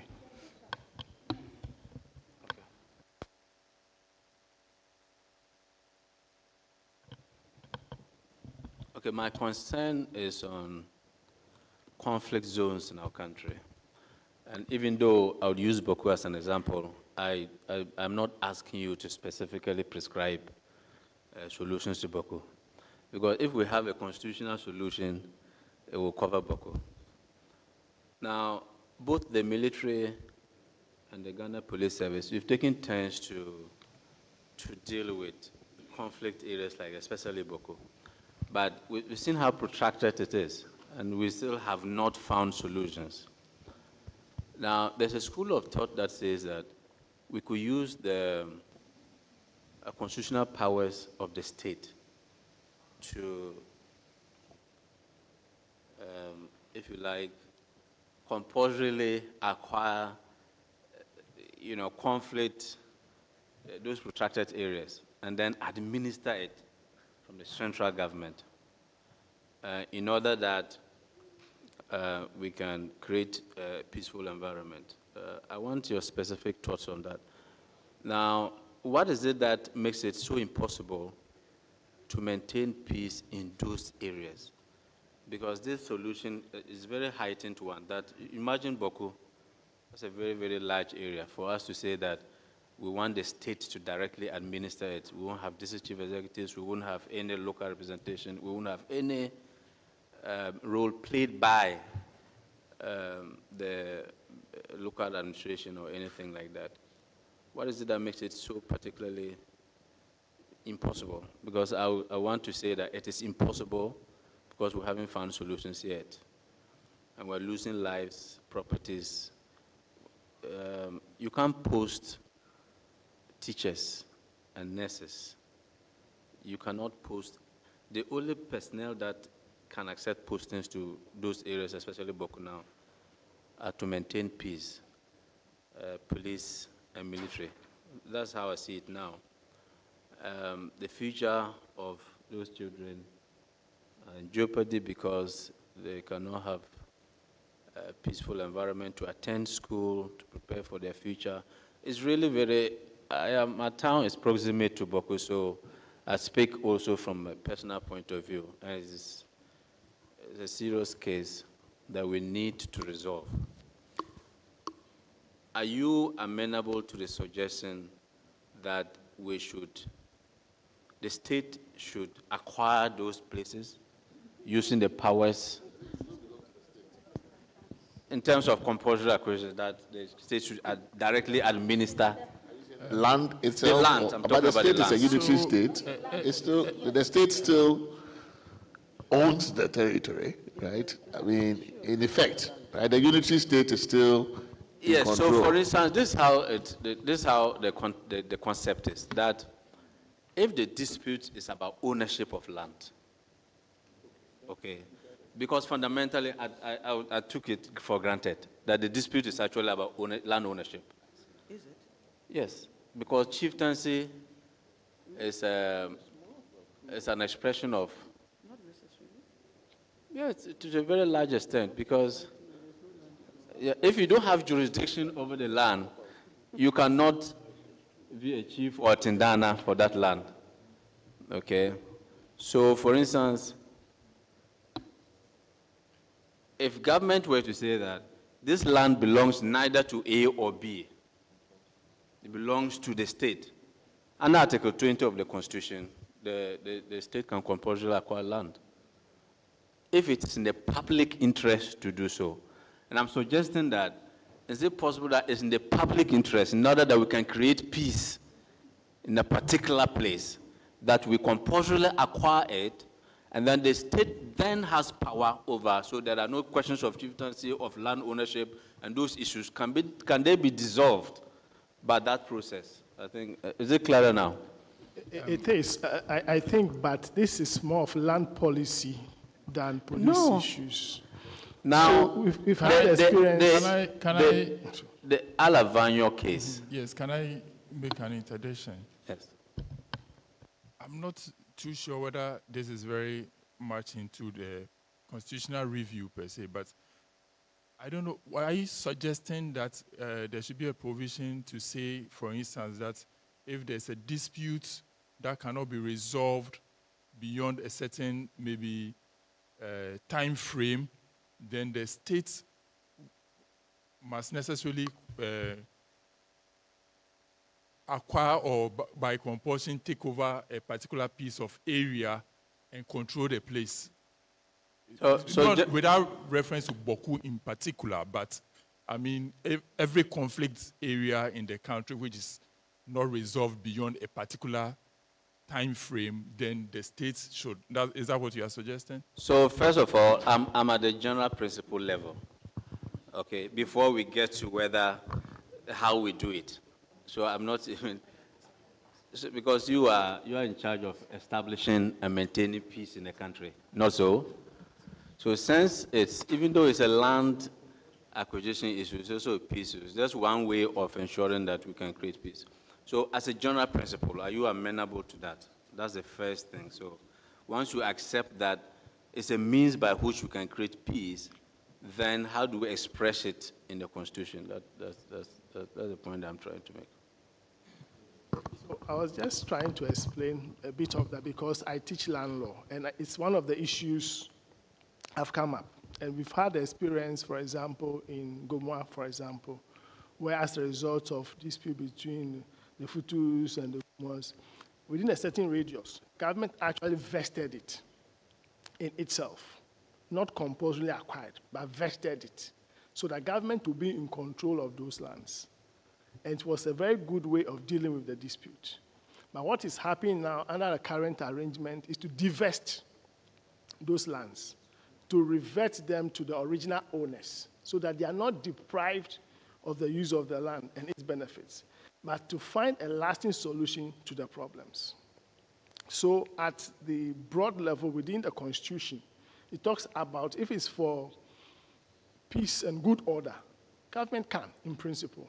But just that the trend now is actually to divest those lands. Are we going to go back to those days of compulsory acquiring or vesting them? Because instead of compulsory acquiring, you can vest, which is just a temporary measure to deal with a problem. And when you are done, then you hand over the land back, instead of taking it over for good, which used to be the practice. So under the new Land Act, the practice is actually to divest those lands. So that's why I'm thinking that, in principle, yes, but for operational reasons, it's better you look for a solution for the problem. And if you are going to take over the land, it should be for a limited period. Don't compulsorily acquire it. because the effect of compulsory acquisition is that the title becomes vested in the Republic. And that leads to deprivation of the land. And therefore, it would be better to deal with it in terms of vesting instead of compulsorily acquiring it. I guess what I hear is that there is nothing that stops the government, the Republic currently, from doing that, right? If land is at the center of a communal dispute, and it's a perennial dispute, and the government thinks that, okay, vesting the land in myself, in the Republic, is one way to just keep the conflict in abeyance for some period, and so that nobody can lay claim to it immediately, then why not, right? So, but I think what Godwin is saying, that there's nothing in the current constitutional framework that disables the government from doing that. Maybe it's a radical, it sounds like a radical solution, an innovative solution, but if land is at the center of the problem, why not? A comment on the life side. I remember years ago there was a perennial conflict over Chito lands, and I was then in charge of the AG's office there. So I advised the regional minister to advise the government to acquire it and turn it into a forest reserve. So when the idea was mooted to them, the conflict abated, and Alavanyo Unkonya too. That one also, I also advised, so it went down. But whenever there's a change of government, then the dispute comes up again. So I remember recently, Alavanyo, they sent some military force there to station in some areas there, and that brought peace to that area. So perhaps this issue of vesting under the emergency powers of the government, under the present constitution, you can say, okay, in view of this land conflict, which is bringing a loss of life, okay, I'm vesting the land in the government, and then perhaps create a forest reserve for the meantime, because we are losing our forest reserves. Perhaps that too, if the leaders there learn that they are going to be deprived of their land because of these conflicts and the rest, it will stop. So perhaps a very good idea you were mooting. But it has been mooted before, and it has been working. And that's why the government was acquiring vesting lands in the parts of the eastern region, because there were a lot of land disputes over ownership and chieftaincy and the rest. So most of the lands, even in Koforidua, they were they were given to them by the government, but they vested it. Now they are divested. And in Nkoko, to parts of Nkoko, as for Gomwa, have they done it? Or they haven't done it yet? Which one? Gomwa area. In fact, the new act gave them 6 months to do the divesting. So there's a committee which has been set up to work on it. I don't know its current status. Because the constitution, in this 1992 constitution, I mean, divested all lands. Yes. In principle. In the north, at least in the north. In the north, yeah. So those in the eastern region and the rest, they sue themselves, have taken it upon themselves that because of the constitution, they have claimed back the land. So if you haven't built, they will come and sell back the land to you, sell the land to you. You pay some schnapps and some money, and then you can develop your land in Koforidua town. So that's how it is. Yeah. Well, the only difficulty with compulsory acquisition now, which is different from what we had, was that now you need to provide the money for compensation before you start. There should be evidence of it before you start. You won't go ahead and compulsorily acquire and subsequently pay. Now you must provide the money or show evidence of the existence of the money before you even start.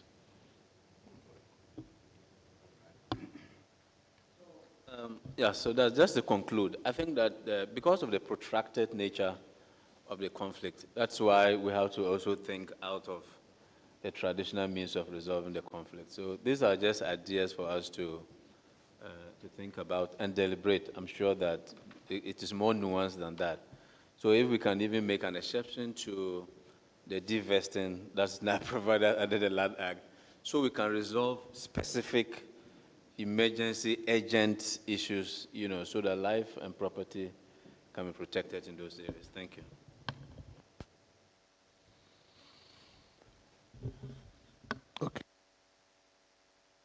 and have the. Well, thank you. A very quick one. Many issues have been raised. With specific reference to the latest issue, it's interesting, but I was wondering if the issue is more than land, because chieftaincy, even though it's based on land, some conflicts are not necessarily to the land, but the position. And in the case of Boku, I think it's more than just the land, but yes, that's where the challenge is. Anyway, I threw that in. My comments, the issue of National Security Council has been raised many times today. And I think countries normally develop their security strategy based on the factors that we all know, your history, incidents of conflict or perception of threats, and all kinds of things. And that may determine the composition of the National Security Council. Like General Kutia said, in the US, for instance, you don't have to be even in the military to become a national security advisor. Condoleezza Rice, who was national security advisor, by the way, was my schoolmate, and through academia, she was appointed to that position, became Secretary of State. And if you look at the US, national security is determined by their own conception of security, the threats that they have, and therefore they will develop subsequently. They will define and then develop the strategy. A country like Ghana, again, we have to have those perceptions. And that's why I think I hear this recurrent idea of not just populating the council just with the technical experts, because certain conceptions of security are, strictly speaking, non-technical. A nation's security, external threats, competing with other countries, your economy, possibility of somebody blocking your economic flow. All these are things that, in general, in most countries, belong to the academics at the university, where they have this long thinking, and therefore they draw a national security policy based on their medium and then long-term strategies. Okay. I think that's important as we discussing how we compose it. In Ghana, and I come back to a point the chairman made earlier, everything is tied to the executive. And one time, my good friend, the chair, used a term that I consistently use. We have what we call imperial president. And this is as a result of our background, our history, that everything is directed to the executive. So even if you look at appointments and many other things, we can come to that, but I won't go there now. The point of democratic control and oversight of the military and the security and intelligence agencies, all these must reflect the democratic spirit that we have. You know, so it's not a simple matter of a president appointing and that appointee is simply going to assume, but somebody will ask, how is this position accountable to the people of Ghana? It shouldn't be just directly to the president. So the idea of getting the parliament, which is the people's assembly, representatives, to vet the appointment of CDS and other, comes from that kind of perspective. So even though it might appear to be simply symbolic, it's very important and very powerful for people to know that the services are serving us, not simply serving the state or the president per se. So that I wanted to establish that point. My final point here is the police. You asked the question about appointment of the IGP. And I think I'm glad Madam Charlotte also intervened, because it's not just your idea that we are looking at, but if you consider our history in the Fourth Republic and how every appointment of IGP becomes a political issue, how people think that every president will bring in his or her IGP or EC chair or that kind of stuff. See, that's a general issue that people are concerned about. So even though I know that you follow instructions and all, we don't want a situation where the democratic process becomes part and parcel of the political process, if you can make that distinction. So, for instance, the idea of appointing IGP, somebody will suggest that, look, we can have an interview panel. I mean, senior officers, it can be open for senior officers to apply. You process it, and you select, and the president appoints, rather than the president choosing the one he or she likes. I'm using he or she, because a president can be a woman tomorrow, you know. So this is, I think, this is the kinds of thinking behind these kinds of probing. And I think it's important that the exercise is within a democratic constitution. And therefore, the whole notion of a president being the supremo in determining many things that could lead to some kind of dictatorship is what we are trying to prune down. That's my view. Thank you.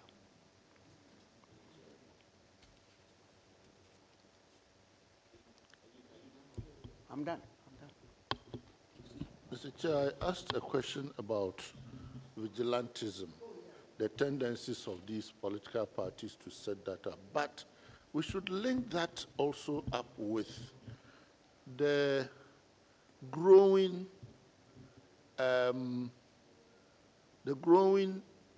development of armed groups.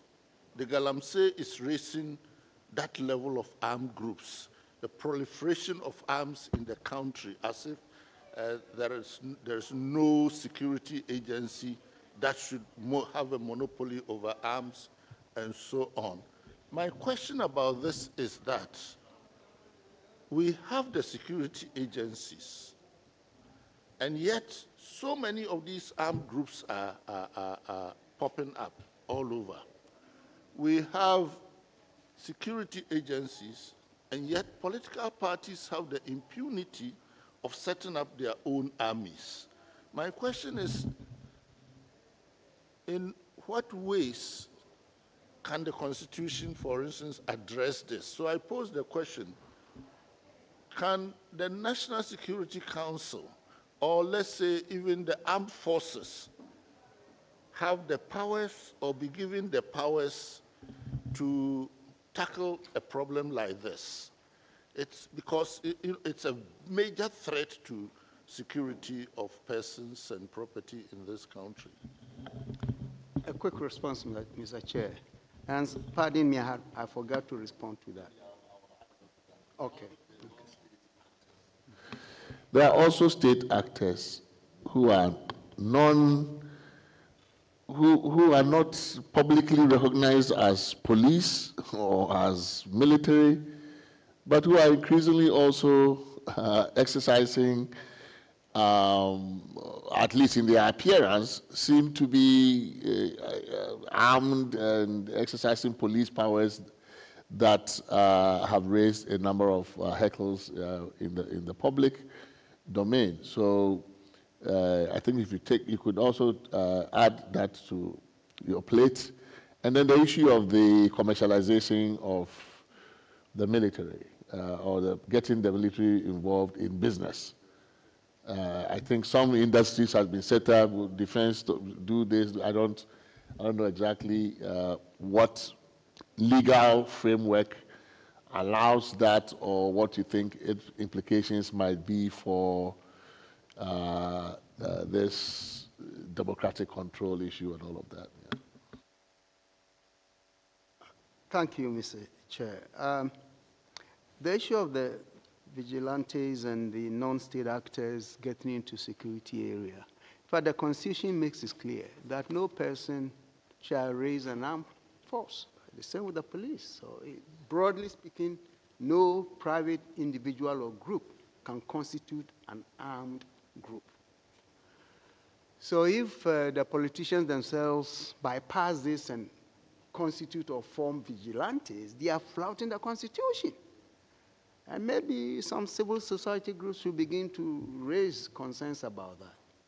I think one thing in this country is that oftentimes we all sit back for the politicians to flout the rules and the Constitution that is supposed to help them to rule. Because, I mean, if you train somebody and arm the person, by any definition, you have an armed group. Okay?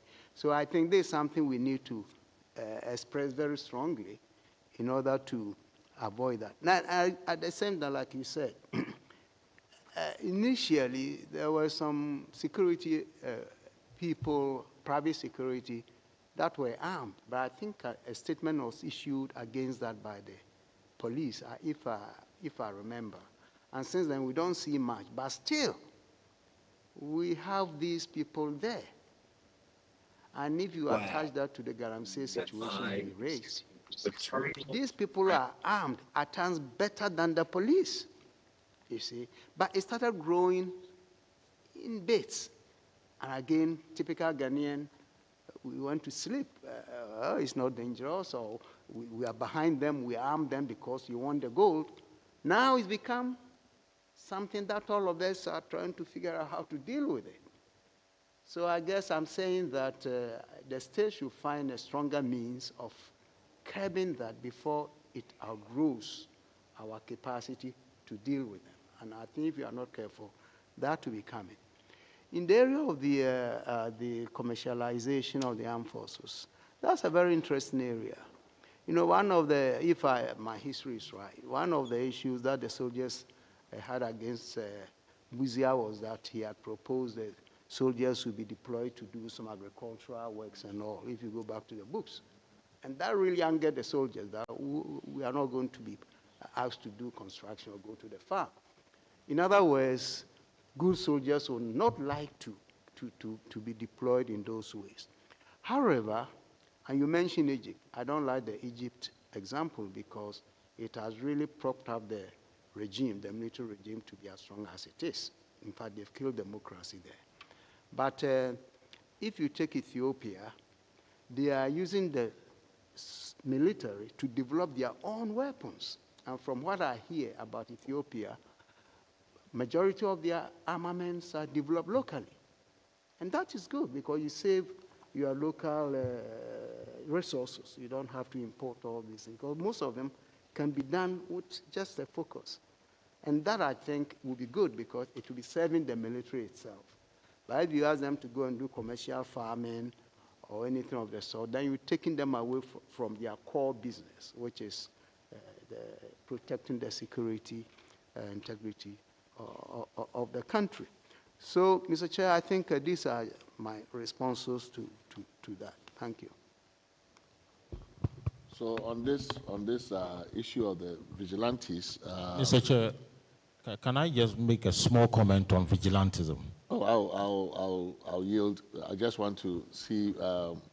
So a political party. This is how the Kenyans have also used the constitution to an additional provision. A political party shall not engage in or encourage violence by or intimidation of its members, supporters, opponents, or any other person, and or B, establish or maintain a paramilitary force, militia, or similar organization. And they have a political party regulator who enforces these prohibitions that are placed on political parties. So presumably that regulator, if a political party violates these kinds of rules, can issue certain sanctions against that party. So they've gone beyond what we have in this provision about nobody setting up a private army, but have identified parties themselves as the likely culprits, and I've included this provision here. Yeah. Yes, sir. Thank you very much for the opportunity. This comment is not from the Ghana Armed Forces. That's my personal opinion. Vigilantism, for me, I think it's a good thing. I say it's a good thing because of the historical beginning of vigilantism. I remember in the villages, they used vigilantism to assist the police to maintain law and order. They assist the police by way of forming small groups where they prevent petty thefts and those little crimes in society. So originally, I think that it was a good thing. But as the years passed by, vigilantism developed into something opposite what it was meant for. Because we realized a couple of years ago that vigilantism became a tool or an institution, for instance, to protect ballot papers.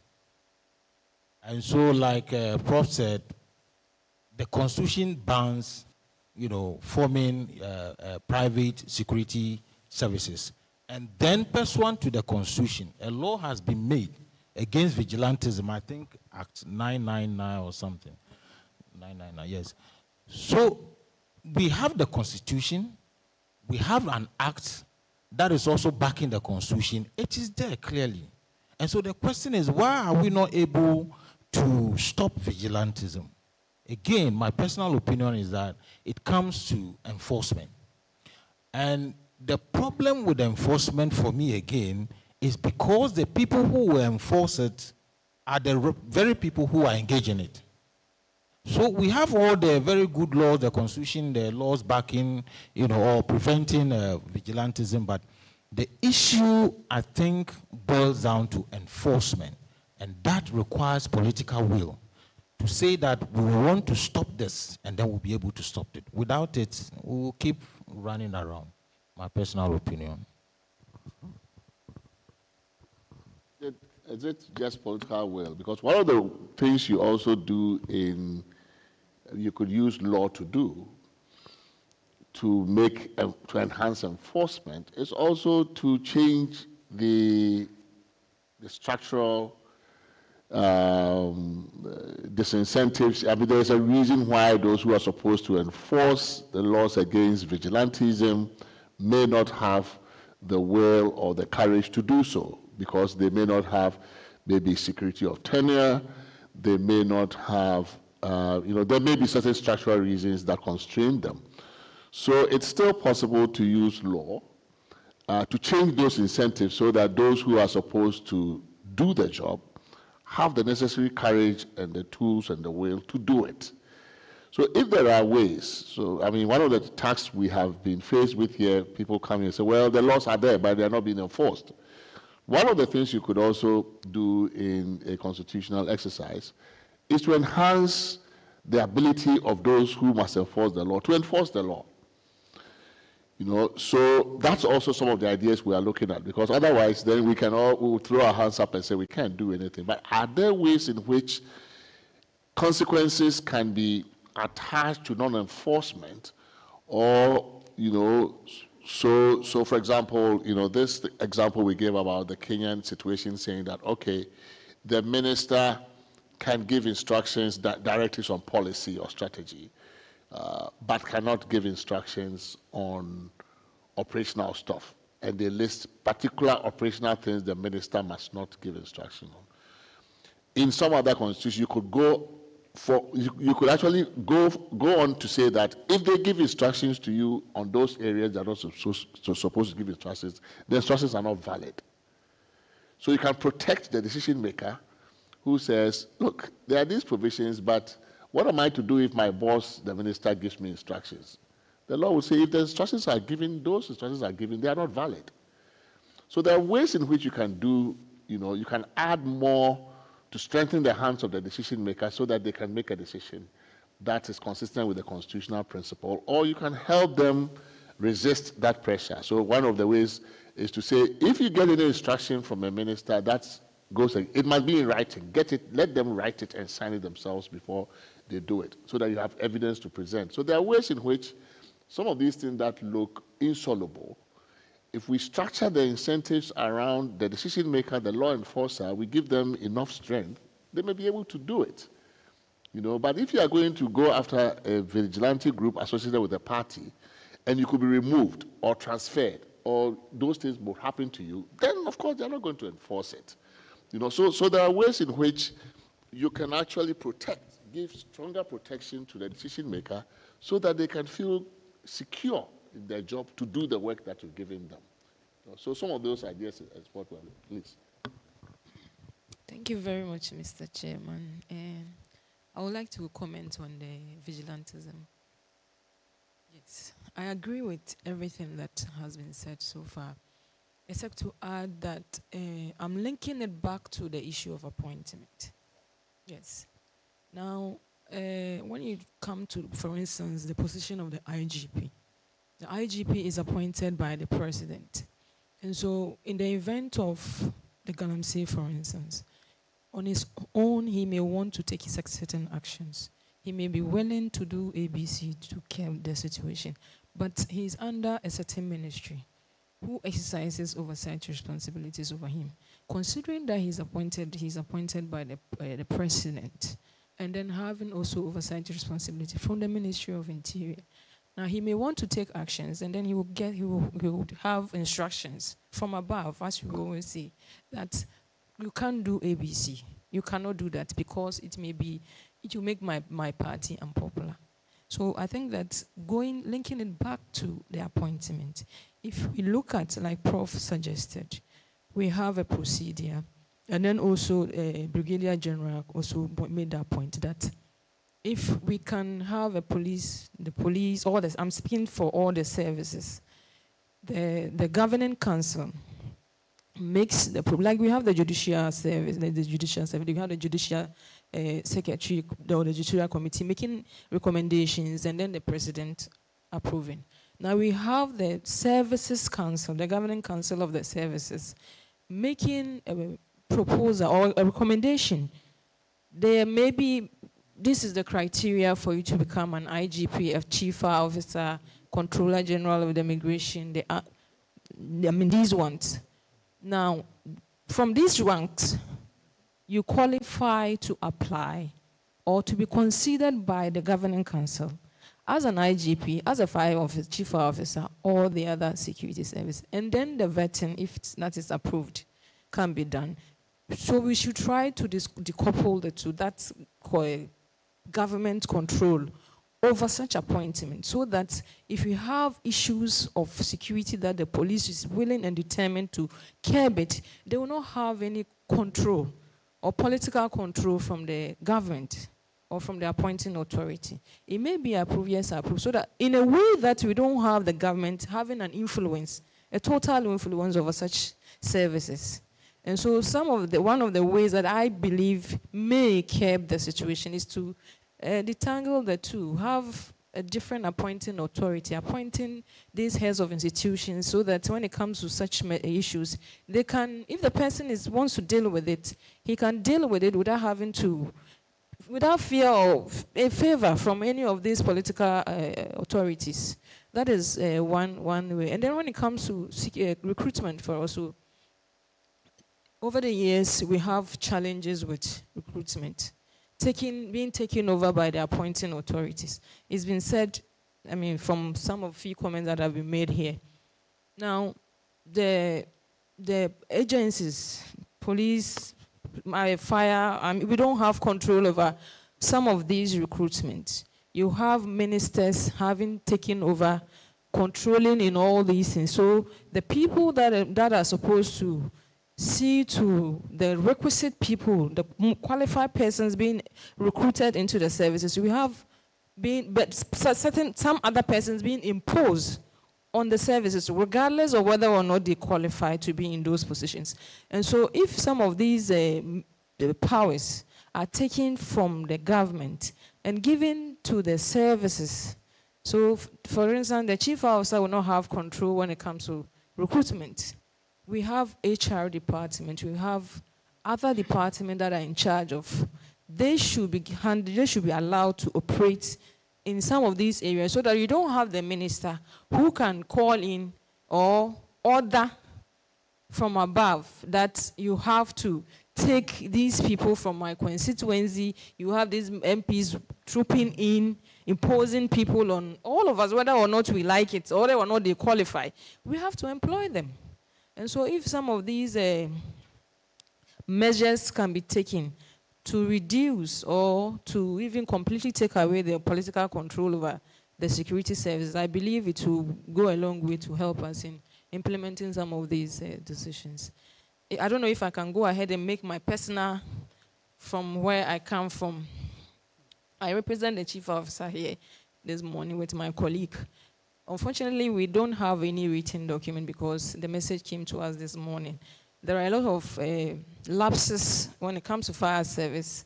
in the performance of our duties that are lacking in the Constitution. Yes, there's a general public services provision that talks about fire service. But when it comes to specific provision, like we have with the police, which abolishes the establishment of any person seeking to establish any institution like the police. Our case, we don't have anything like that. Now, recently, what I've seen, or what my attention has been drawn to is, let me use a port, for instance. Now, you have port safety. Fire service manages safety institutions across the country when it comes to safety matters. But then we have a situation where in our act, we are allowed to train institutions when it comes to issues of safety, in management of safety in all these various institutions. And so when we train them, and it has gotten to a point where they feel that they are competent, qualified enough to manage, we have private institutions setting up safety agencies at the port, dressing themselves as fire officers, issuing fire certificates. You see, because fire service doesn't have that strong mandate to prevent some of these. So I believe that when we have a constitutional backing that says that when it comes to issue of institutional safety, when it comes to issue of national safety, it is solely the responsibility of fire service. Yes, we may train other institutions so that you can address, in terms of emergency, you know your way around it. But to have the absolute control, the power to take charge of safety securities has to be the responsibility of the Ghana National Fire Service. And that is something that we feel are lacking the constitutional back and a couple of other responsibilities or provisions that we believe I'm glad that we are given the opportunity to submit our proposals, which we will do after here. And then we'll draw the chairman's attention or the committee's attention to some of these loopholes that we have seen or identified in the Constitution. Thank you very much.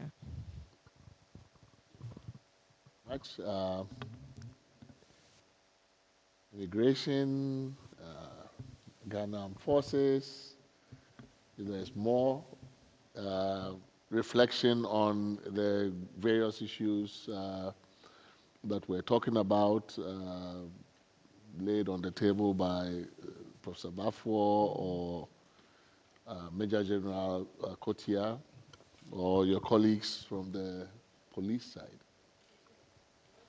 Sure. I'm sorry. I jotted them down, so I just saw it. Brigadier General also made a point about, again, in line with the appointment, he suggested that it should be approved, like I'm agreeing to, by the governing council of the various security services. Now, we currently have a situation where in fire service, for instance, the governing council is yet to be composed. So we have a chief officer who has not been approved yet. She's acting in that capacity. Now, the challenge here it will be that the appointment comes before the composition of the council. And so if the reverse could be the case, so that we'll have a smooth flow of this arrangement here. Thank you.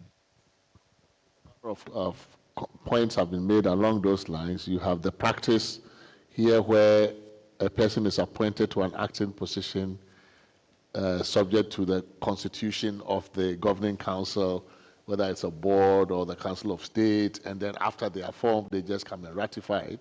And then there are a number of issues that have arisen out of that. But to go to your first point, you were recommending, I think maybe consistent with what Major General Kotia has been saying, is that instead of, say, the Council of State being the one that the president consults with or takes the advice from, that for the various services, the relevant governing council or service council is the more appropriate body to give advice on those ones. Is that the general position here, or you depart from? Okay.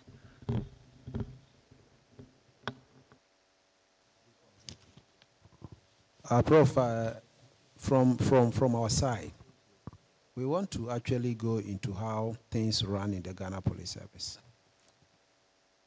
From the constable to the Inspector General of Police, there are various structures that works on appointment. I'll start from the IG. The IG, we have actually articulated that this morning in the presentations. The President in consultation with the Council of State. Then maybe somewhere in line we could say plus Deputy IG or something. Then Commissioners of Police, from ASP, Assistant Superintendent of Police, to Commissioners of Police. Yes, it goes through the Police Council. But even there, we have segregation. From Assistant Commissioner of Police to Chief Superintendent, the Council has power to promote and do whatever. But from Assistant Commissioner to Commissioner, when you are being promoted from Assistant Commissioner to Commissioner, the only thing the Council can do is to recommend to the President. So they are staggered. Then below that is from Constable to Chief Inspector. And that one, the IGP, through the Police Promotion Appointment Board, does that. So it is at various levels. We need to look at, we need to take that into context. So the approaches are different. So if we want to stagger everything to, say, the Police Council, there are certain positions that, in the wisdom of the drafters of the Constitution, they think that let's take it above the Police Council. And maybe that is why they took the IGP and in some instances the Deputy IGP to the Council of State. Then the other levels are considered that one and below. So our side, this is how it is. And I think we need to be careful about it before we make conclusions.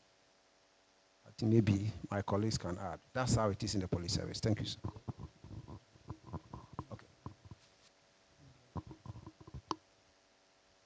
So, Chairman, with respect to the governing councils, I think the point made so far, why the consultation should be made through the governing council, is because we want to ensure oversight. If that is the case, the current composition of the governing councils itself is populated by the same appointing authority that we are seeking to take this power from. So the oversight we are actually looking for will not be there unless maybe we tinker with the composition of the governing councils as presently constituted. Without that, the objective we are seeking to achieve by saying that we should go through the governing councils will come to naught because it will not serve any purpose at all. Thank you. Thank you very much. That's an important. So on that, maybe in your individual institutional memos, you could give us some idea what you propose as an appropriate composition for the governing council, right? Because this has come up also with respect to the public services, where people have talked about who should be on the board, how the board should be constituted. Because if you want the board to do the appointment, or to do the nomination at least, and the board is still constituted again by the president, then you defeat the idea, right? So I think the composition of the board also matters. Now, one of the provisions, because some of you are also part of the public services and are listed under Chapter 14 as part of the public services, there is Article 195, which has been quoted oftentimes as what gives the president the power to appoint any person in the public service. Right? Sometimes you talk to the legal people, they say, well, Article 195 makes the president, it gives the power to appoint persons to hold or act in an office in the public services shall vest in the president. And so basically acting on the advice of the governing council, but basically it's the president. So technically speaking, if you are a public officer, whether it's a constable or whatever, technically speaking, under this provision, to the extent that the police is part of the public services, the president can appoint, right? And this has been used, as the the justification. Because the only exception that the Constitution makes is that the power to appoint persons to hold or act in an office in a body of higher education, research, or professional training shall vest in the council of that body, right? So apart from this, almost every other public service is subject to this presidential power. So it's important that if people think that it's not appropriate for a president to go all the way down, I mean, literally has the power to go all the way down, appoint a constable, then there has to be some way in which you get the kind of protection that is given maybe to research institutions, so that that organization or institution can appoint their own, take care of their own appointments within certain ranks, so that it doesn't become the president being able to do it across, the entire length and breadth. Of course, the idea that the leadership, the sum of the officer rank, definitely must have, as the higher you go, the more political it becomes. It's generally, it looks like the principle may be well accepted, but that below some level, you leave it to the operational commanders to make those decisions. That tends to be the arrangement, but there's 195, so you should also look at 195 and see how that fits. But I think you are absolutely right that if you don't change the composition, really, it doesn't change very much. Any other? Yes, please. Yes. Thank you, Mr. Chairman. We came here to address a specific issue, but with the discussions that have gone on, I think it's expanded the scope of our thinking, and then maybe when we go back, we'll come back with a stronger paper, etc. After listening to Prof. Bafo and then also General Kotia, I was like, I think we finished the job. We can go home. Because they have spoken a lot, and there were the additions from colleagues concerning appointments, recruitment, etc. It does not pertain only to the Ghana Armed Forces. Kotia used the Ghana Armed Forces as the key example. But whatever he said cuts across all the security agencies. So I would not belabor that point. I would say that take it across. And then again, I was going to address the issue of the appointments of the IGP, the prisons boss, by the president in consultation with the Council of State. Then at the same time, they are listed as public services. So I saw a conflict there that maybe should we look at all the security services, especially those under the Ministry of Interior, the nature of appointment, should it be the same? Or should we still have some, like the prisons and the police, being appointed in consultation with the Prison Council and Immigration, Fire Service, done in consultation with the governing councils and the Public Services Commission? So I think we need to streamline that. Maybe there'll be some conflict there in the Constitution itself. So that must be streamlined. Because at times we say that we are all listed as public services, but the police can appoint the IGP and the commissioners of police directly. But when they are appointing commissioners of immigration, etc., they are acted and that they must be referred to the police council. We think that these things must be looked at. But now to come to our issue. We come from the government white paper that was issued in 2012 after the CRC report. Then, one of the recommendations there was to make the Director of Immigration then a member of the National Security Council. And that was even in 2012. At that time, our population was about 3,000. And our scope of work was very limited. But then, the CRC then recommended that the Director of Immigration then should be made a member of the National Security Council. We are here in 2025. The field has changed completely, and immigration in national security has become even more relevant in the country's national security. So we just call the CRC's attention that we must revisit that issue.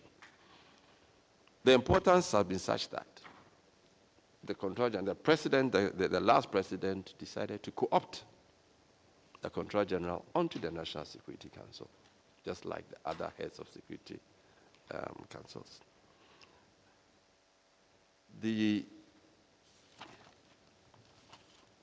scope of threats in the country now, we'll just list a few.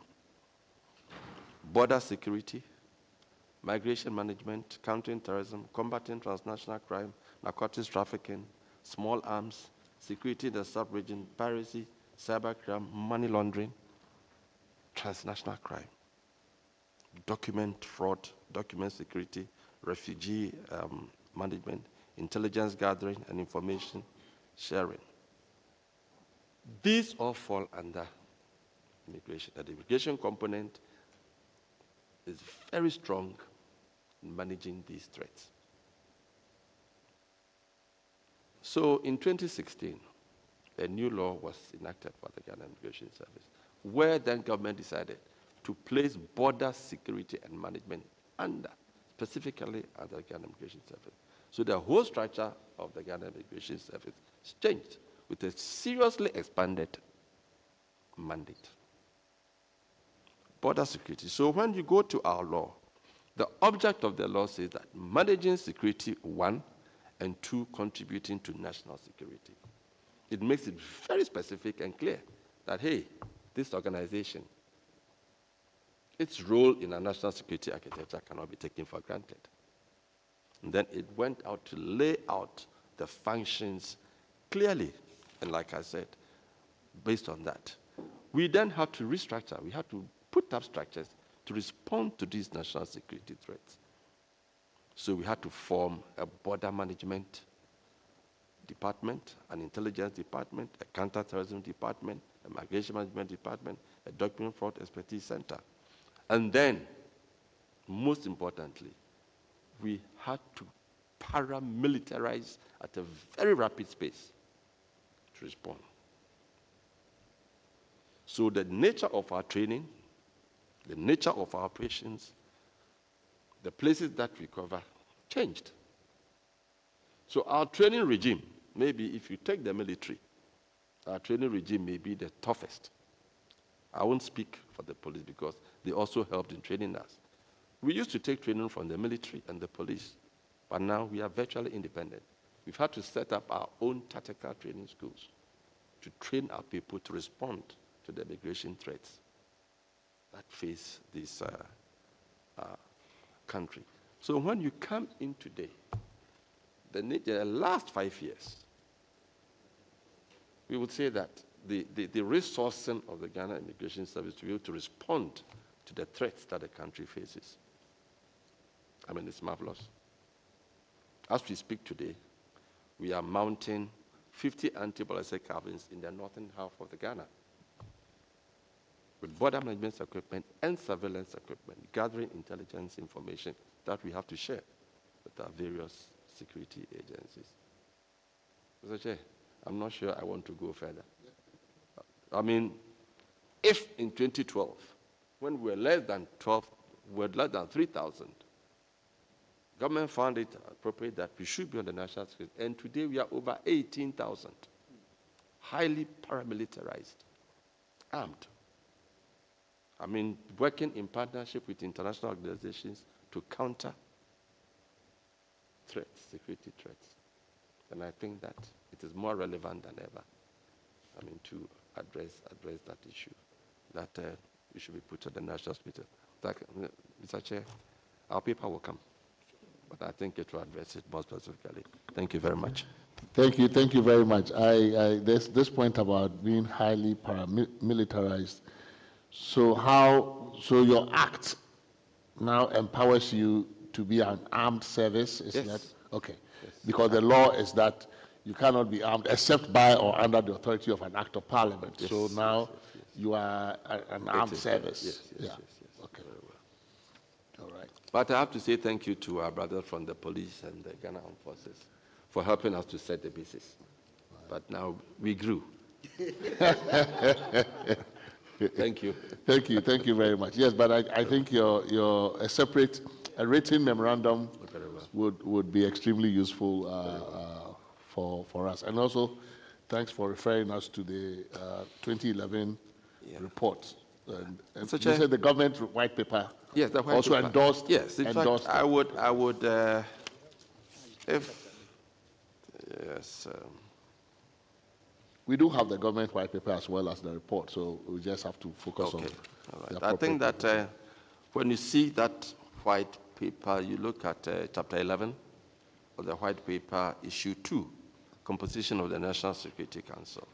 It says at page 31, government accepts the recommendation that the National Security Council should comprise the heads of all security agencies, which should include the heads of the Ghana Immigration Service, Narcotics Control Commission, Ghana Peace Council, and the SEPS specifically.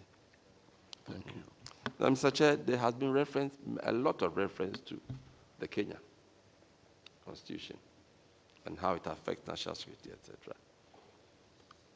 If you look at the Kenya immigration assistance, it's purely civilian. But for us, like we said, we are paramilitary. They are trying to change it. So in their company, they are restricted to managing people, immigration issues, permits, etc. But we manage the borders. In Kenya, their rates are higher, but that has been assigned to the police. The police manage their borders. So there are some of the differences that we have. Yes. Yes, thank you. Mr. Chair, again, I mean, on the other side, I think that we may look also, I think General Kotia made an allusion to it. The role of the National Security Advisor as it is today, and the role of the security coordinator in our country. I'm not sure whether there is a legislation that appoints the National Security Advisor. But in the Security and Intelligence Agencies Act, the provision for the appointment of the National Security Coordinator. But when you look at certain jurisdictions, UK, US, Germany, South Africa, etc., what we do here is virtually the same. The roles that the National Security Coordinator and the National Security Advisor, as they stand, is the same. So we need to be sure and clarified. Are we appointing a National Security Coordinator or a National Security Advisor? In fact, in Germany, they call it National Security Coordinator, and they play that role of what the National Security Advisor in the UK, in South Africa, and the UK play. So now as they sit, the National Security Coordinator and the National Security Advisor. We have in Ghana, yes, we have both. But when you look at the roles that they have to play, it's virtually the same. So maybe we should look at it as we are reviewing the Constitution. Thank you, Mr. Chair. Thank you very, very much. One issue that none of you has yet commented on is this, the services versus the civilian population, human rights issues emerging out of the interaction between these two. But of course, it's one of the issues as far as the civilian population at large is concerned.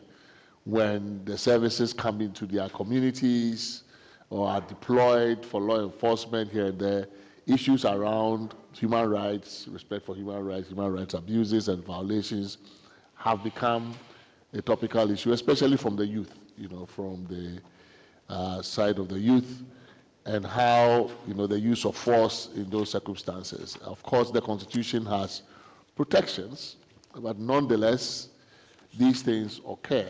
I think there was a point made about the Argentine situation where if you are appointed to a certain high office in the services and your record shows that you have abused or you have been either within the services, you have a record of having abused human rights, that is a disqualifier. Is that something that we should look at?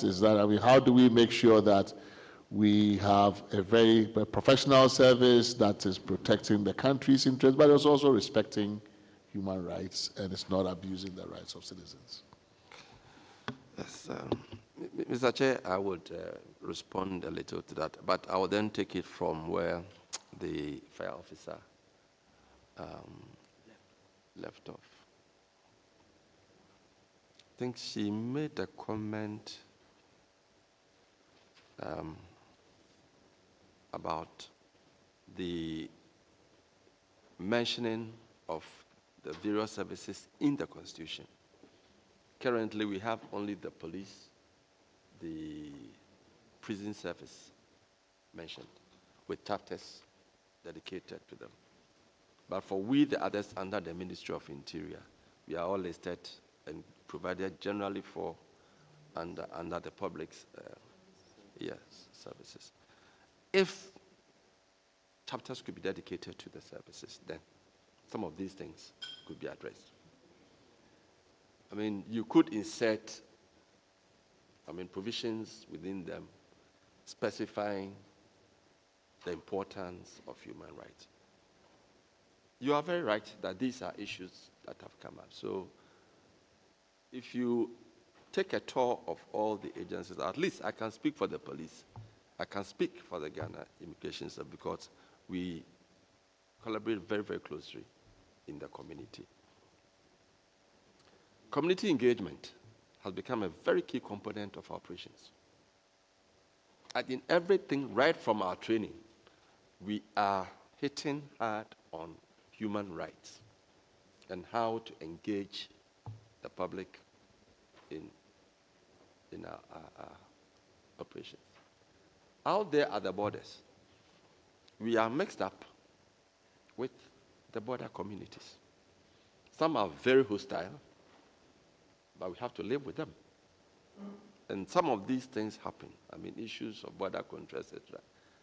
A firearm may go off, the border resident is killed or maimed, and the community comes up. All these things come in the area of human rights. The police face the same out there in the communities. So our public relations officers, I'll speak for myself now, we have a dedicated desk for community engagement, and it sits or it is founded on human rights and respect for the people with whom we work. And we have models to train our officers on how to engage, on how to live, on how to protect the rights. After all, if we work there and we don't get the support of them, we cannot do it. The police, the same. Fire service, the same. When they are responding to fire attacks, the hostility with which they are met by a community because they said that the water got finished. But the fire tanker is small. Within minutes, the water is finished. Meanwhile, you have built communities on the hydrants. They are not even getting access to them, but what takes it out on them? So I think that we may look at it from that perspective. Maybe if we address it with chapters to the services, then specific provisions can be made to address some of these issues. Thank you, Mr. Chair. What the Kenyans have done, I mean, of course, these chapters, these new, we can continue to mint new agencies depending on changes in our national security situation. What the Kenyans have done is just put everything in one chapter. So there's one chapter on national security, and all the organs that are called national security organs are then provided for in sequence. So you have the armed forces, you have the police, you have, so in that order, right? So that's one way you could do it instead of another new chapter. It was already, take already three chapters, right? And maybe if we had only one chapter for, say, national security and public safety, and then you can then delineate those things that apply to all of them generally and those things that apply only to particular agencies. It's maybe an easier way to do it. If you keep adding chapters, then something new agency emerges, then you have to do another chapter, right? So that's one way the Kenyans have handled it. And I think when you follow the order, it's much simpler, it's easier, it's more specific. And then you can do the things that, you know, my colleague proposed, which is you begin with a general statement of principles that apply to all of them. And then there are very specific provisions that apply to particular ones, you know, as opposed to, but I do see how being lumped in with the public services also creates a certain confusion sometimes, because you are armed and you are paramilitary and you are here, but you are also there, and it creates, so maybe your proposals, your written proposals can help us with a lot more clarity. If this is where we want to go, how do we do it so that we don't, again, like my colleague said, we don't create a bulkier constitution, that we do one that's fit for purpose and more. Yeah, I think it makes a lot of sense. So maybe we may look at that approach.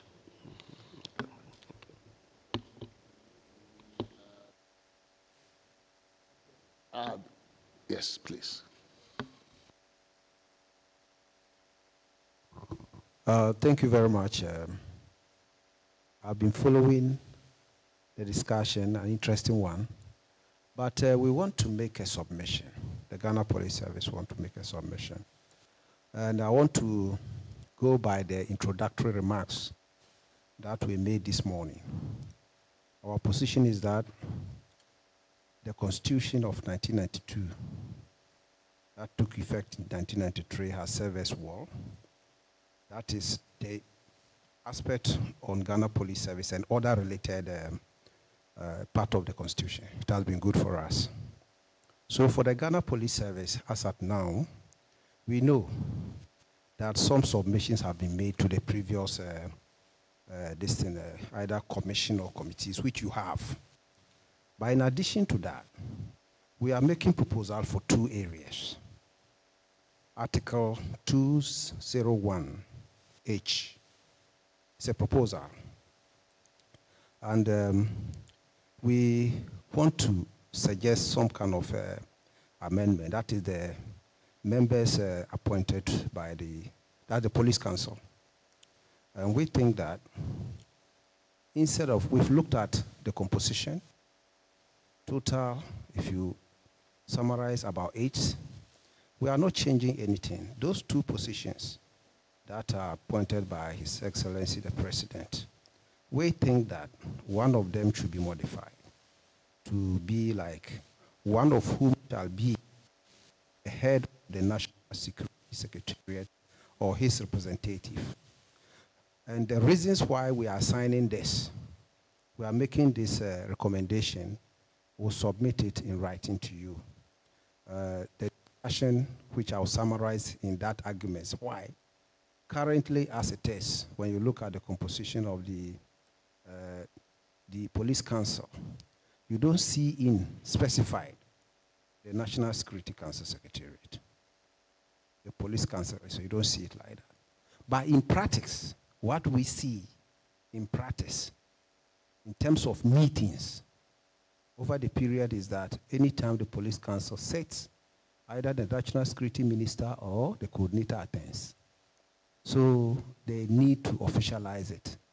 It's important. And then also when we look at our tax, the type of job we do from our side, and the coordination aspect and the meetings. Some kind of national security coordination or this thing is important to put in the council's meetings. So those reasons will be articulated and submitted officially. That's one of them. Then we look at Article 202. We have one, which is actually there, but we are trying to recommend two. And the two, this actually is in regards to the appointment of the Inspector General of Police. And the two, the proposal we are trying to make is an addition to what is there. And we are thinking that we want to put a cap, we are proposing a cap on who is appointed, the IG. So if the presidency or the appointing of principals are looking at the IGP, then we want to propose, looking at practice and experience, we want to somebody who have gone through so that the command and control aspect will be this. So we are saying that we are proposing that at least somebody who risen through the rank to deputy commissioner above. So at least we are not giving this in at least. We are not putting any this in at least if the appointment to be made, at least somebody who is of the rank of deputy commissioner of police proposal. And why we are making that in detail, so represent it and then put it in paper and we'll submit it to you. So these are the two areas that we want to make this in some kind of proposals to your team, please. Thank you, sir. Thank you. If you have the 2010 or 2011 submission too, because while we have the report of the commission, I don't think we have readily all the underlying submissions that were made to the commission. So it might take a long time to find them in any archives. But if you do have that or a copy, you could share that with us plus the supplemental submissions you just added. So we'll look at this and then we'll also go trace that and see. By the time we submit this, we'll get back to you on that. Thank you, sir. Then one last, there's a submission that is recommending an independent security services public complaints body. I guess this is the issue to do with the population versus the security agency relationship. And that there's this proposal here. I think it's one of the submissions that's already been brought by an individual with experience in the armed forces previously, who is proposing that we should have a complaints body, commission, whatever it is, to handle these kinds of issues.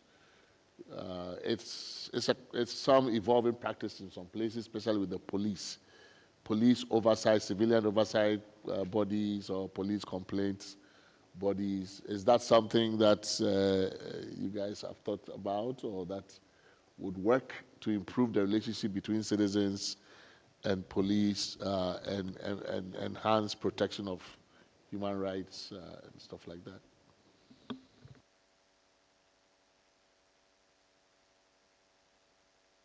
Please, but actually because our soldiers are also involved a lot in civilian law enforcement every now and then, and I guess you tend to instill more fear in people, and mayors and things are threatening people that they will bring the soldiers, and maybe you also need to take you can take a shot at that question.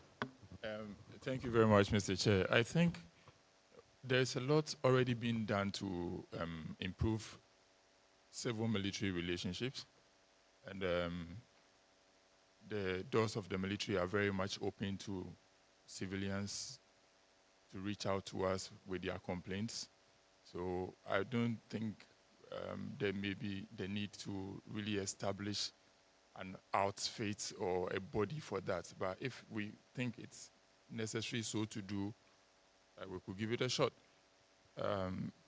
Now let me come to my substantive matter.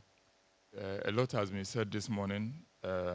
Most of the things which have been discussed are basically very operational in nature, and I don't see them making their way into a constitutional review per se, because there are already several laws and regulations that deal with these operational issues.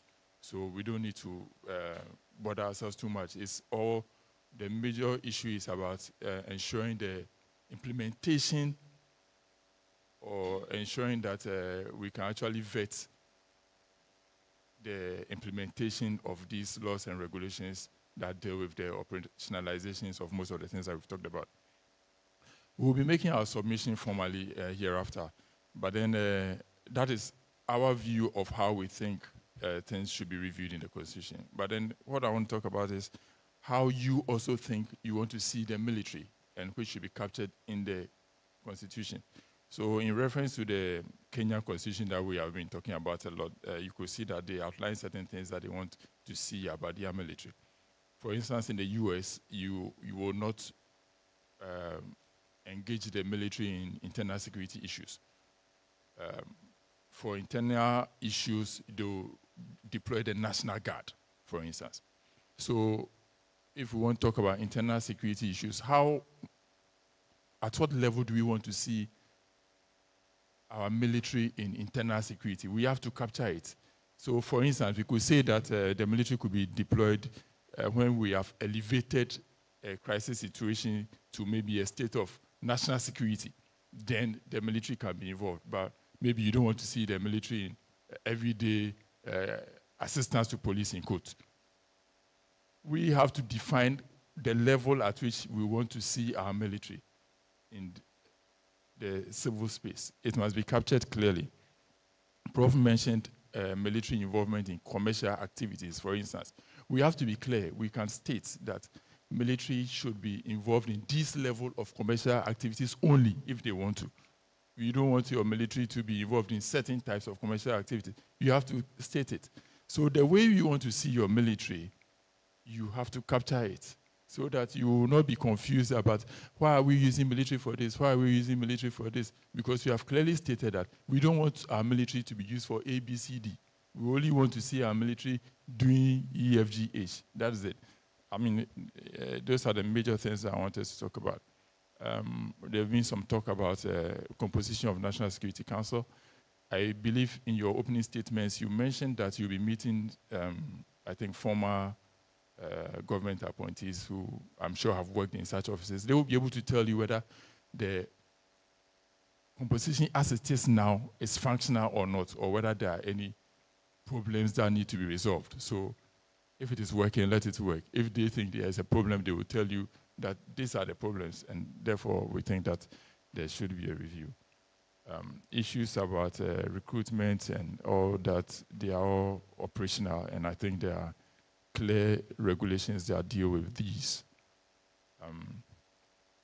There are other issues that Prof mentioned. I cannot go into them because I'm just a colonel and I'm still serving.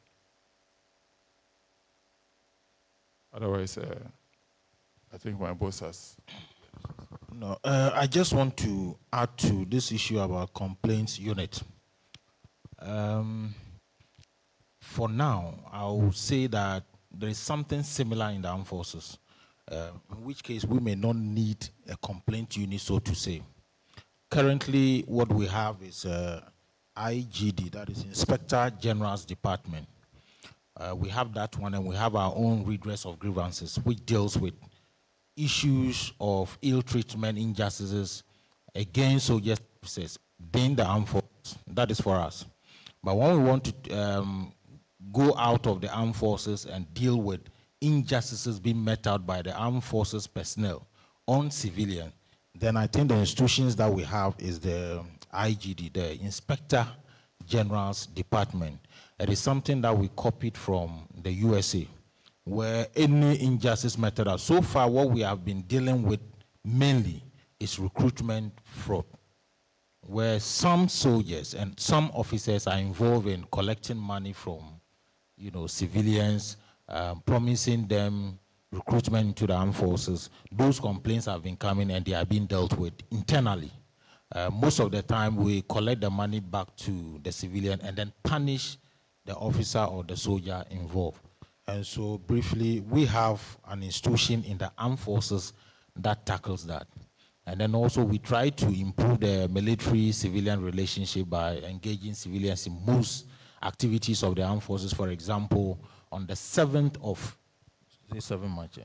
of March, after Open Day, after 6 March, we try to engage the civilians, we take them on flights, they go onto the sea, on board ships and all that. So with that, I think that we are a little bit comfortable. I don't know about the other security services, but we are comfortable both within and without. I thank you very much.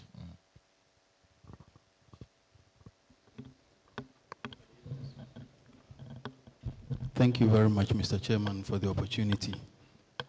I wish to add a few words to what my military colleagues just mentioned, especially in the area of human rights of the communities that we serve.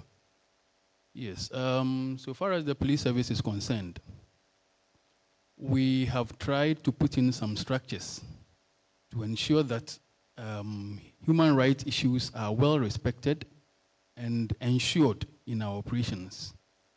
Right from the basic training level, we have designated particular courses of the curricula to ensure that our personnel are very well trained so far as ensuring the protection of human rights is concerned. It's a whole area that we always ensure that it is imbued into the personnel who undergo training. And also in service training as well, we keep on reminding them about the need to ensure human rights in our in-service training as well. And apart from that, in the service itself, we also have some structures, a unit we call the PPSB. They are the police of the police who ensure that human rights are complied with. I mean, human rights issues are complied with. As the Constitution, that's the Chapter 5 of the Constitution has elucidated so much, all the rights are there, and we try to take them through it. So that if you would find out that there has been any human rights abuse, so far as our operations is concerned, you realize it is more individualistic than institutional. And those who flout, we ensure that they are taken through disciplinary measures, the internal ones. And if it is criminal in nature, we even ensure that they are prosecuted in the courts. So we do everything possible. Now, what I would like to recommend to the committee is definitely members of the public have expectations so far as the operations of the police are concerned in ensuring their rights are not trampled upon. I would be very happy if the committee can invite inputs from members of the community as to how they feel we should operate to ensure that their rights are well protected. I think it will be very useful to us because we're trying to devise any other means, maybe like being judges in our own cause. So we would rather want to invite their input so that we can be able to operate in a way that they think their rights have been really respected. Thank you very much, Mr. Chairman. Thank you very much. I think the idea of an internal ombudsman, which is something like the Inspector General that you have in your system, is a good one. We have SHRAJ, right? And I noticed that, the SHRAJ's mandate, which includes, protecting human rights, taking complaints about abuse of power and abuse of office and all of that, there is a specific provision here. It says to investigate complaints concerning the functioning of the public services, the administrative organs of the state, the armed forces, the police service, and the prison service, insofar as the complaints relate to the failure to achieve a balanced structuring of those services or equal access. So it appears, I don't know, but does the SHRAJ come into your business at all in terms of these complaints about human rights abuses? Do you have that experience with SHRAJ? Or is SHRAJ just limited to investigating?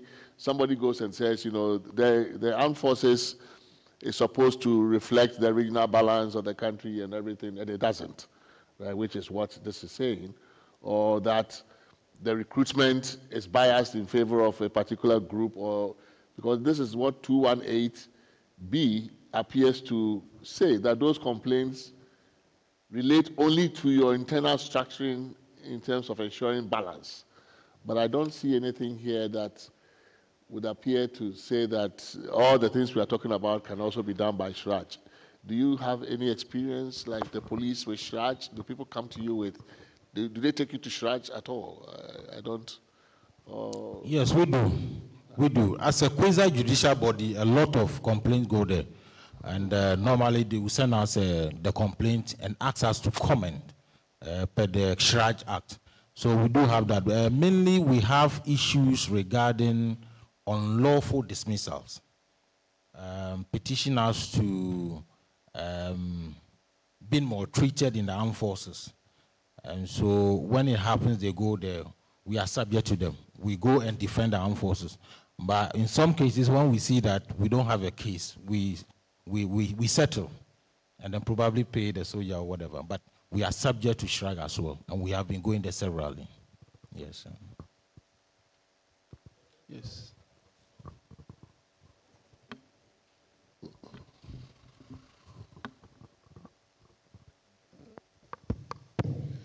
Thank you, Mr. Chairman. Okay, so I just wanted to follow up on this last question about independent, whether it's Police Complaints Commission or as the submission mentioned. And that's specifically because of instances where, say, the military or military personnel have brutalized citizens, as we had in Ashaiman, or cases where the police have shot and killed somebody. Elsewhere, whenever a civilian is shot by the police, automatically the Independent Police Complaints Commission triggers its processes. It is established by law. Recently, we've had instances where military personnel have been involved with civilians and casualties, even as we speak. I think only yesterday or so there was an instance that somebody was killed by the military. And I think the idea is to have an independent, because if you have an internal inspector general who is investigating, the public doesn't have that confidence that the institution will deal with its own personnel adequately. But if you have an independent institution that is outside of the institution that is involved, then it gives a certain confidence to members of the public that their issues will be dealt with fairly than the case where the institution is investigating its own personnel. I think that is where this suggestion is coming from. Thank you. And why can't Shraj, if there is no clarity, why can't there be clarity that Shraj can and must do that?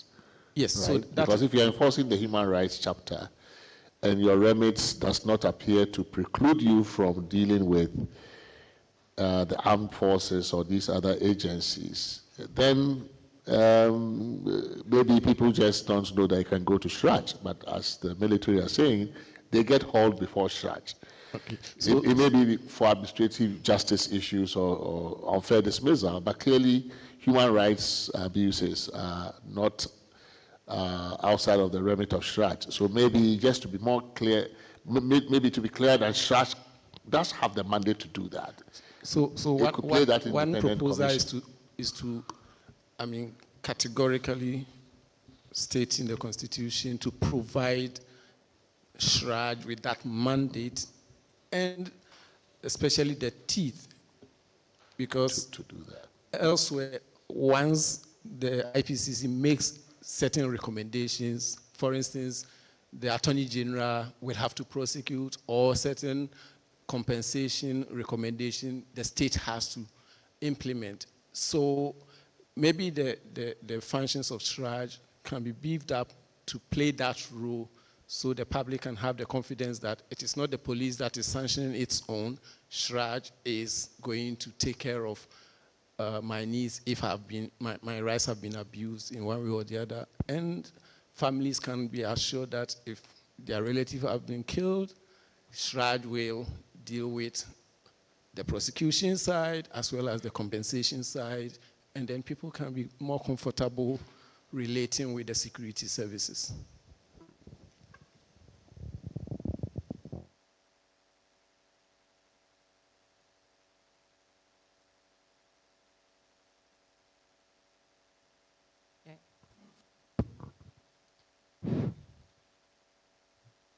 Yes, thank you, Mr. Chairman. I would also want to add a few points to the earlier points made. My senior, when he was making the point about inclusion in the composition of the National Security Council. Now, in the previous administration, just like Immigration Fire Service was a co-opted member. And so one of the key points that I was pointed out to is to bring that to the attention of the committee so that considering the fact that these days we are having a very high-rise building all over the state, all over the country, these have become national security matters, and that it is important that you have fire service as part of your Security Council team composition to address some of these situations when they come. And another point that I would like to make is I don't know the mandate, the scope of the committee's mandate. I don't know how far you can go. Aside from making recommendation for the amendment of the Constitution, whether you can make general recommendations, specific, maybe as we are having this conversation, at the end of the day, apart from having a provision in the Constitution, where it is such recommendation cannot find their way or themselves in the Constitution, what is the way forward? Is it a way that we can have other recommendations that can be directed at the various agencies to have it either in their acts or LIs, CIs, incorporated in them to improve the delivery of their services? So for instance, when you come to fire service, lately there's been this issue of when we are responding to emergencies, when the siren is on, we have instances where we have had issues with taxi drivers, truck drivers, and these individuals bring actions against the service for hitting their cars, the vehicles, because they cross these emergency vehicles. And these costs comes back to the state to bear that cost. So if there are laws that will specifically address that, if an emergency vehicle is on the way and you are a public transport, you don't give way and it hits you, you don't come making claims at the government. So these are some of the recommendations that when it finds its way, it may not find its way into the Constitution, but then the general recommendation to specific institutions, and then we have them incorporated into our various laws. Thank you very much. I think our predecessor commission in 2011 did the same thing. So they had a series of recommendations for constitutional amendment. Then they had some provisions that they proposed for legislative reform. Then they had others for administrative reform. I mean, I don't know, given the length of, the duration of our mandates that we have, that we will be able to do as comprehensive a task. But sometimes too, when you can't find something, a place in the Constitution for something as detailed, you can make provision for an act to be passed or for some law that will make provision for those kinds of things. So there are ways in which these things can be provided for.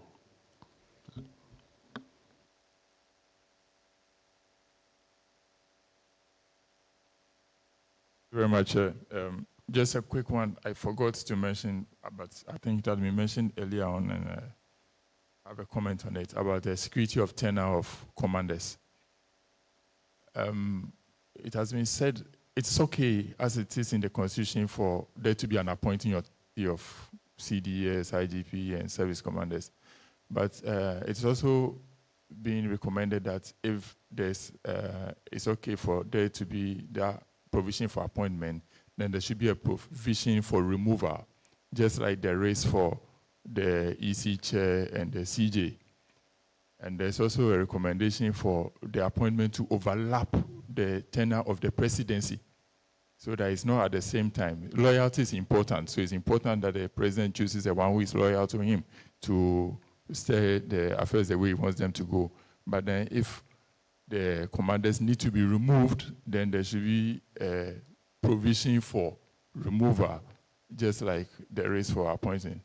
So this is something that can be considered too. Thank you very much. So the Kenyans elect a president for 5 years. They pick their IGP for 4 years, one term, non-renewable. So it means that before, let's say you start that practice today, the first president appoints. By the time that president leaves, they get to appoint another one who would overlap the next president. Then at some point, you will not be appointing your own IGP. You just come and meet them, and you stick with them, and they have grounds for removal, just cause, which means you have to give reasons and all of that. So yes, I mean clearly, if you have a term specified in the Constitution, then you have to have also a removal provision and the grounds for that as well. So that's something that we would look to do. Okay, so I think we've had a very good session with the security services. We have another guest here who I guess he may be part of the security services. We don't know. But we had a session last Friday, the Friday before, a week ago, on anti-corruption, and we had a full house. Unfortunately, it was the Monday. No, it was not a Monday. Corruption is usually you save it for Friday because you are going for the weekend. So okay, maybe, yeah. So there was a scheduling problem, so we couldn't get one of the participants here, and we scheduled him to come at the end of today's session, but before lunch, because we have lunch for everybody. But and since this is a public, it's being live streamed anyway. It's not an in-camera proceeding, so you are invited to just sit, and we'll have some dialogue with him, and then after that we'll all go for lunch. So he's in the person of, well, the OSP is not a person. So he's in the special prosecutor. Mr. Kisia Jabing was not able to join our anti-corruption stakeholder engagement, but he's here, and we have extended this invitation to him to just engage us for about 30 minutes or so before lunch. And then, so he'll make a short presentation. We'll follow up with some questions, and then we can dismiss all of us. But lunch is ready at 2, right? Yeah, so lunch is ready. So if those of us who want to take leave of us, you can do that. We've provided for lunch. But otherwise, you can sit through it, and then we'll all go to lunch together. So you're welcome. Kisia Jabing, Special Prosecutor at your office, and please, you have the floor.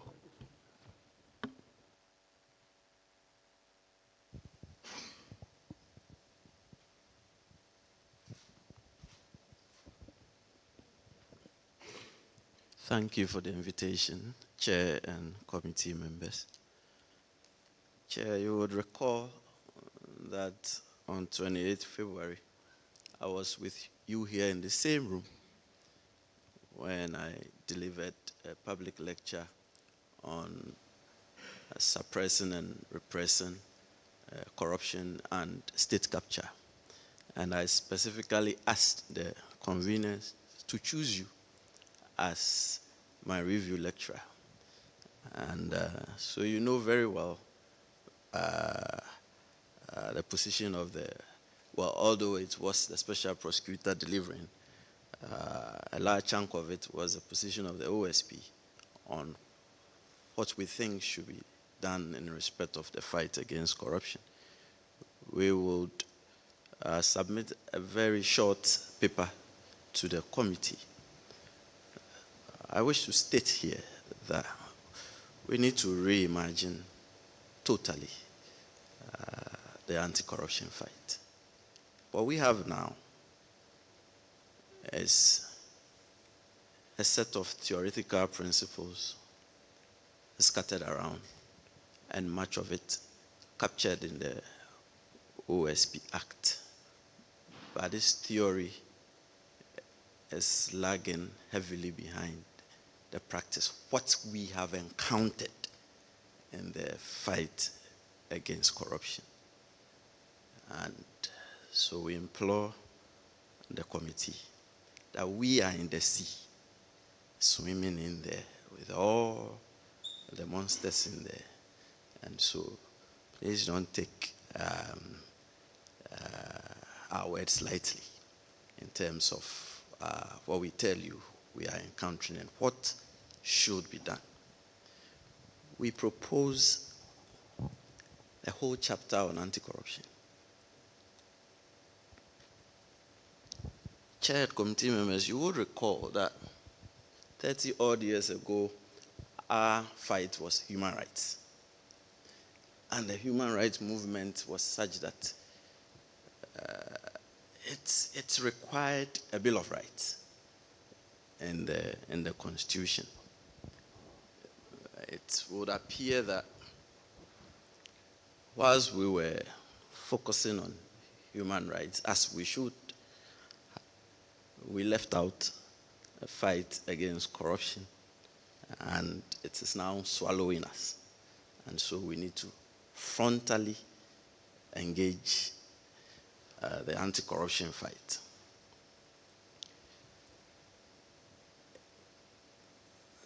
In our estimation, we need a focal institution, an independent focal institution to lead the anti-corruption fight. And with all the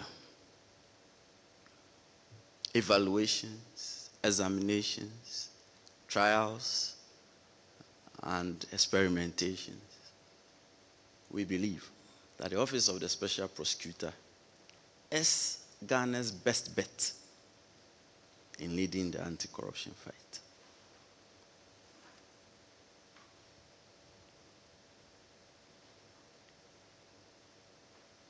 The idea is that we should create this institution much more carefully as an institution which will stand the test of time.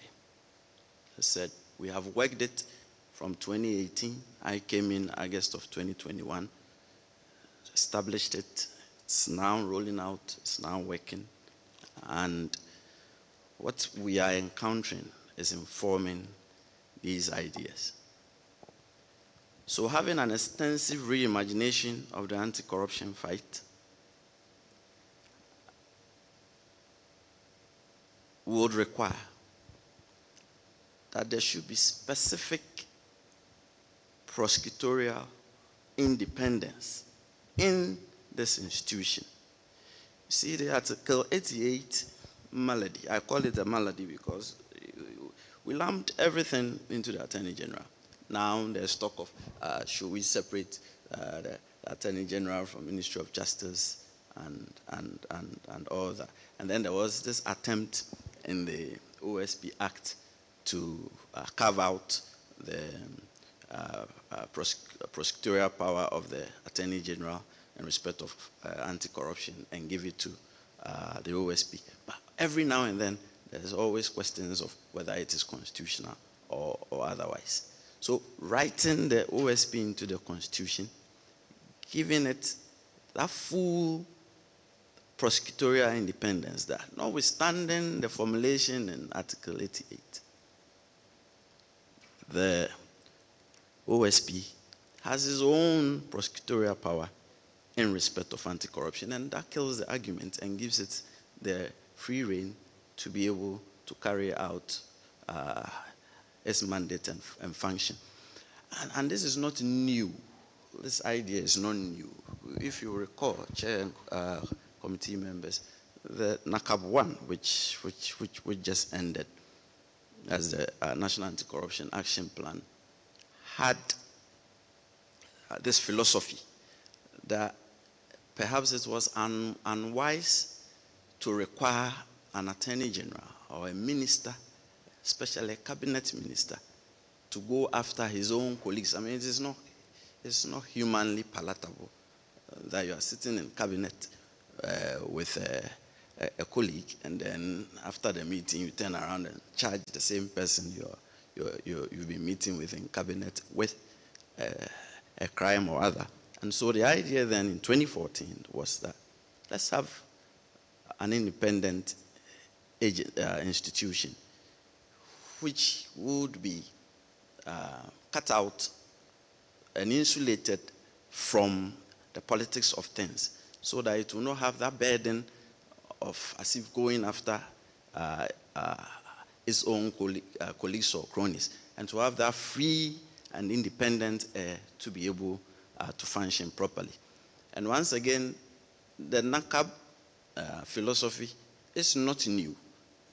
Itself was taken from the United Nations Convention Against Corruption, which specifically requires state parties to have an independent anti-corruption institution with all the indices of independence to be able to address fully the issue of corruption.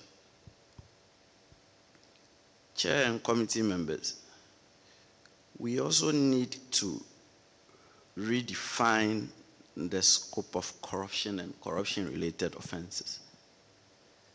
It is in such a flux. Chair, you will recall I said in the public lecture that even as special prosecutor, I do not understand what we mean by corruption in this country and corruption-related offenses, because we formulated it in a very haphazard and lazy way. That's it's at large, and so it's not precise and clear. Then, to really fight corruption, now this may come by way of legislation and not the Constitution, because of its detail, the detail it will require in respect of the point I'm about to make, that we should really look at the concept of non-conviction based recoveries. Because the system as we have it now is that to recover anything from an individual or an institution engaged in corruption and corruption-related offenses, the person must have been convicted by a criminal court before you can then go after the property which is tainted by corruption. But the trend now, globally, as chair and committee members you are aware, is that institute a reverse onus clause in respect of lifestyle auditing. So we are gauging your lawfully disclosed sources of income as pegged against the wealth you are exuding, and matched against the other. If your lawfully disclosed sources of income added together will not be able to explain your lifestyle, then whatever surplus we see, a reverse onus is placed on the individual to explain to the anti-corruption agency as to as to how you came about that extent of wealth. And if you are unable to provide satisfactorily reasonable answer or explanation, then it presupposes that that surplus was born of corruption.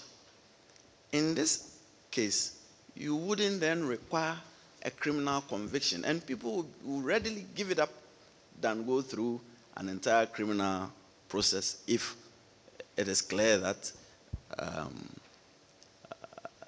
their lifestyle is inexplicable.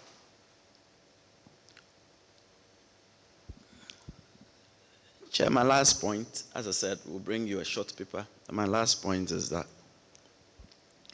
I have heard talk, and indeed from the discussion I was unable to participate in, that perhaps Shraj should be given this mandate. It will be a solution in search of a problem if the anti-corruption mandate, prosecuting and going after corrupt individuals, is given to Shraj. The reason we say it's a solution in search of a problem is that it won't work. In plain language, it won't work. You already have, I said, I make these comments, anytime I make comments, people try to associate it with my person and the position in which I'm sitting in. I have about 3 years and a few months to go. By the time the new constitution comes, maybe I will be on my way out. So leave me out of the equation. It's not about me. An institution which stands the test of time, that is what I'm looking at. You already have an institution which has been established since 2018 in the space, engaged fully in anti-corruption and prosecuting individuals. Is it then thinking that it should be folded up and then that mandate given to Shraj? Or is it the thinking that part of the mandate should then be given to Shraj for it to have prosecutorial power in respect of anti-corruption? Or we are at a loss as to what is being talked about in relation to Shraj when it comes to the anti-corruption fight. Commission on Human Rights and Administrative Justice. Let Shraj stick to its mandate, which is human rights and administrative justice. I heard talk not too long ago from my friends, the uniformed, we are the civilian generals, and they call us civilian generals, and they are the uniformed generals. I heard talk even in respect of human rights issues that crop up in respect of their dealings with the population. Strengthen the Commission on Human Rights and Administrative Justice. Steep it well firmly in respect of the fight aimed at securing human rights and administrative justice. And let it focus on that. And write the OSP into the Constitution as the focal institution to tackle anti-corruption. With this, Shraj always works in hand with the OSP. The two institutions also work in hand with IOCO, as IOCO also focuses on economic crimes.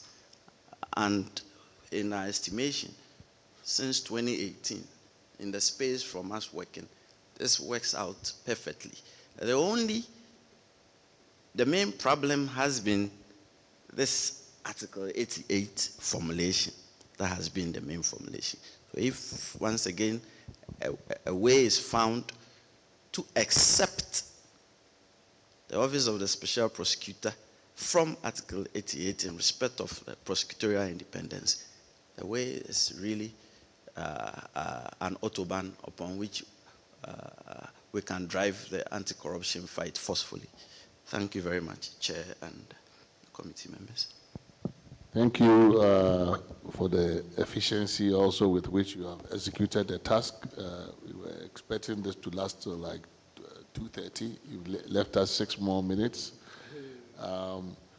Just a quick one. So we've had, of course, in your absence, we've had conversations around how to structure the anti-corruption agencies. There's a litany of them, a number of agencies all doing anti-corruption work of various kinds, FIC, Police, CID, IOCO, Shraj, and OSP.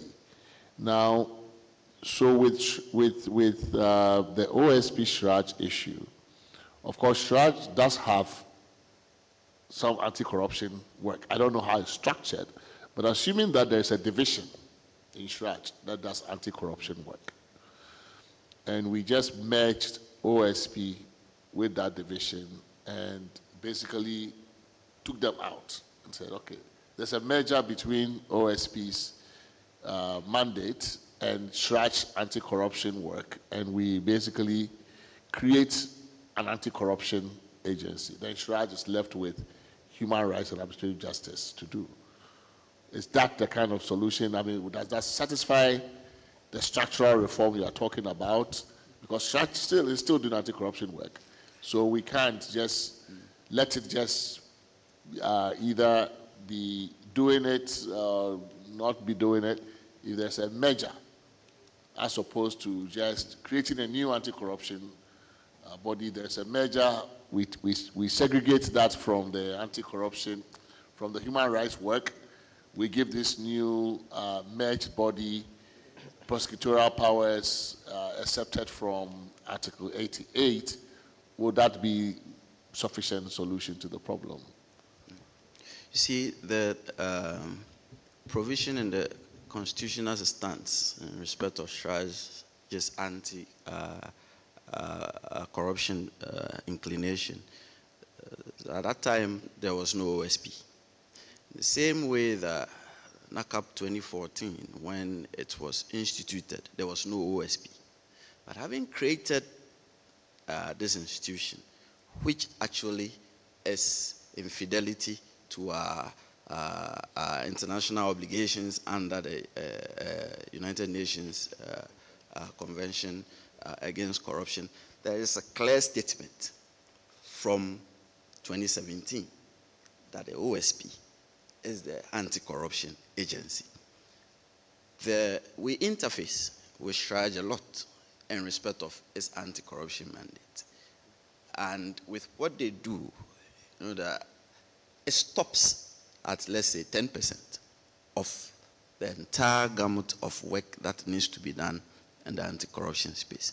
And so, at that point, it then transfers to us. You would recall the ABRJ case at some point stopped there, and it is transferred to us. You would recall in November the National Cathedral project matter. Shraj hits a brick, then it is transferred. It is transferred to us. That is to say, it is the OSP that has the teeth presently in fighting corruption. That's not I'm coming to the point. Are we not fighting over names here, right? No, so I'm coming to the point. If we took Shraj's anti-corruption mandate and then just say, okay, now that we have an OSP, focus on your anti-corruption work, on your human rights and admin justice, and let this body accept that all of the things you used to do is taken over by OSP. So there's an enlarged organization, maybe personnel is added, whatever you're doing is OSP. So that's all I'm proposing. Yeah. That we don't need to have Shraj still doing the anti-corruption work. But in your formulation, you appear to suggest that Shraj can continue to do it. No. What I was just giving background to that conclusion. Prof, you know me, sometimes I work my way back to the conclusion. So you had the conclusion. I was only providing meat for that formulation, which is that this is the reason why we would go with your formulation. That Shraj should should focus on human rights, administrative justice, OSP, anti-corruption. OSP anti-corruption, is it the anti-corruption as we currently understand it with respect to politically exposed persons only, so that we leave the AG still there with prosecutorial power doing other things but not dealing with politically exposed persons? Because the AG's problem that we all have is a conflict of interest, a structural conflict of interest problem. Right? Structurally, if you're a politician, you are embedded in a government, you are part of the cabinet, it just structurally is not, possible, humanly possible for us to expect, given the example you gave, that you would go after your colleagues. And if you went after your opponents, it would look like persecution. So either way, it's not working well. And the idea is that, so we free you structurally so that somebody else, without that conflict of interest that you have, will take care of the politically exposed part of your work. Do we still leave the AG doing other criminal prosecution, other anti-corruption work specifically? That is only one part of what we have in the OSP Act now. It is not just in respect of politically exposed persons, it's in respect of everyone. So you see that the OSP should repress and suppress corruption in the public sector and also the private sector. So it encompasses everyone as we have it presently. And once again, that is a statement that the AGs should stand down in respect of all anti-corruption fight, whether it be politically exposed persons or private persons. And Chair and committee members, the way the definition of politically exposed persons go, it appears everyone is politically exposed. The definition is so extensive that it looked as if it was capturing everyone, because it goes all the way to a person's, not just a person's family members, but also close associates. As Dr. Gordon Jokoto is my close associate. You're a politically exposed person. That's the nature of the definition. Right. So that is the point. Anti-corruption, focal institution, OSP. Thank you.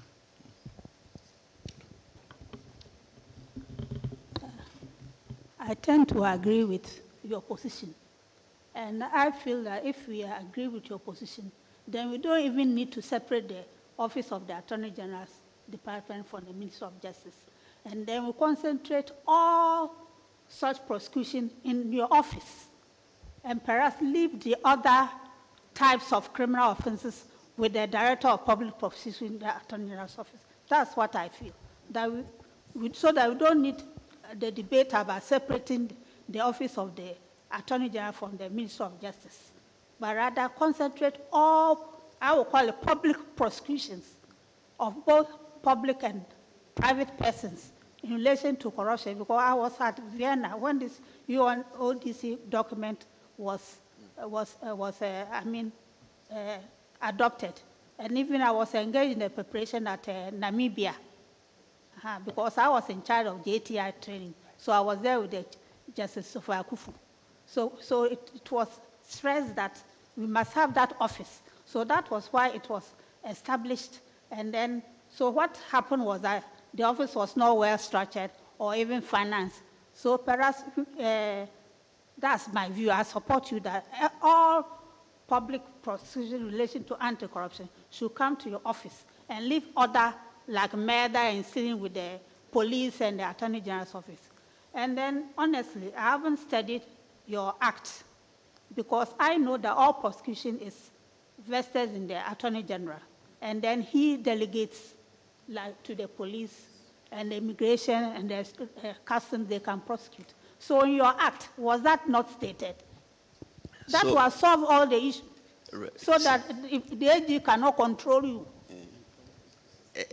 you don't need the consent of the AG. So if that was not done, the drafters failed. The AGs does not control the OSP in respect of that formulation in the OSP Act. So what was done in the OSP Act was that the delegated power of the Attorney General was assumed for him by the Act. And that is what has been subject to challenge, that perhaps it is unconstitutional. And that is why we are saying, let's kill the argument. We have to kill it. Write it in the Constitution, accept that power for the OSP, and the way is clearer enough for the fight. And my lady, I can still call you my lady. Once my lady, always my lady. My lady, I couldn't agree with you more, and I am in entire agreement with your thinking. Okay, thank you very much, Mr. Chair, and thank you, my good friend, for classifying me as an endangered species as well. I just have a question for you, and that has to do with the fact that you haven't explained to me, at least, what is the problem with the definition of corruption and corruption-related activities, because there's a very expansive definition in your act, but you appear not to be satisfied. What is the problem? So, Doc, what's in the OSP Act now is a laundry list, a potpourri of, it's as if you've gone to a buffet. You pick this, you pick that, you pick that. So it just says, section this of Act 29, section that of Act 29, section that of Act 29, just pockmarking it. Then, the last paragraph throws it all the way out. It says, all existing offenses arising out of and in relation to this end. If you charge someone with an offense, and there is something in relation to that offense, and you attempt to add it to it, then it becomes a whole, there's a challenge all the way to the Supreme Court as to whether the OSP can charge this in relation to that. What we are saying is that, and my language may be excused, it was a very lazy formulation. It is that umbrella formulation that was put there. If we can have it clearer, because there's no specific definition of what corruption itself entails. Only in respect of public offices, when you come to Act 29, you're engaging in this act under the color of your office. But when it comes to politically exposed persons and private persons, there's no what color of office. Then there is a huge gap, you see. And then this aspect of corruption-related offenses. What is not there that we are relating it to? So I'm saying corruption itself, the definition is not there. It doesn't extend to all other persons beyond political office. So the thing itself is not there. But then we are relating concepts in relation to what is not there. And it is a very tough jurisprudential exercise for the prosecutors at the OSP office in terms of juggling this. It's not clear. For instance, there was no talk of what should happen in respect of the orders of the special prosecutor, but some offenses have been created in respect of flouting the orders of the special prosecutor in respect of, let's say, freezing orders. Then someone goes to court challenging that. When you look at the definition section of corruption and corruption related, it doesn't occur there that if you flout a freezing order of the special prosecutor, the OSP itself can prosecute you for that, and so maybe that should go to the Attorney General. Meanwhile, it is just emanating directly from the OSP's work. So it is really all over the place and not elegant enough.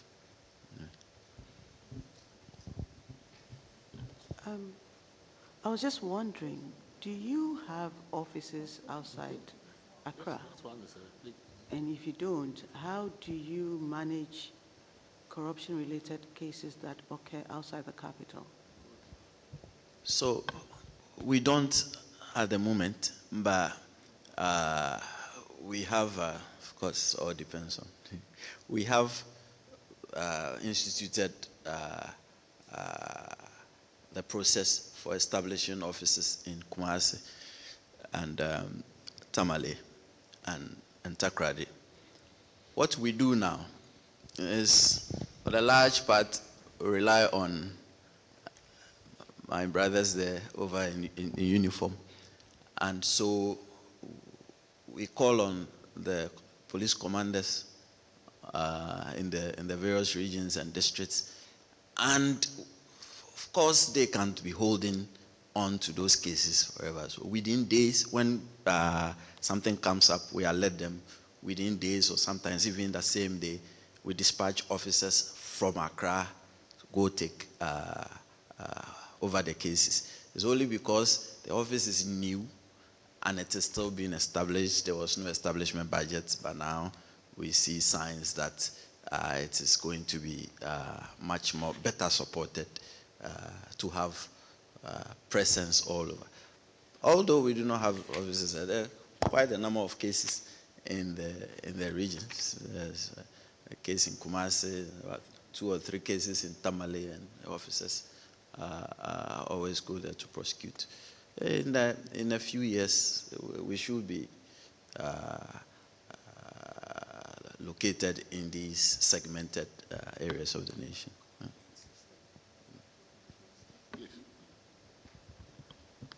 When we discussed the anti-corruption issues previously, the issue of asset declaration came up.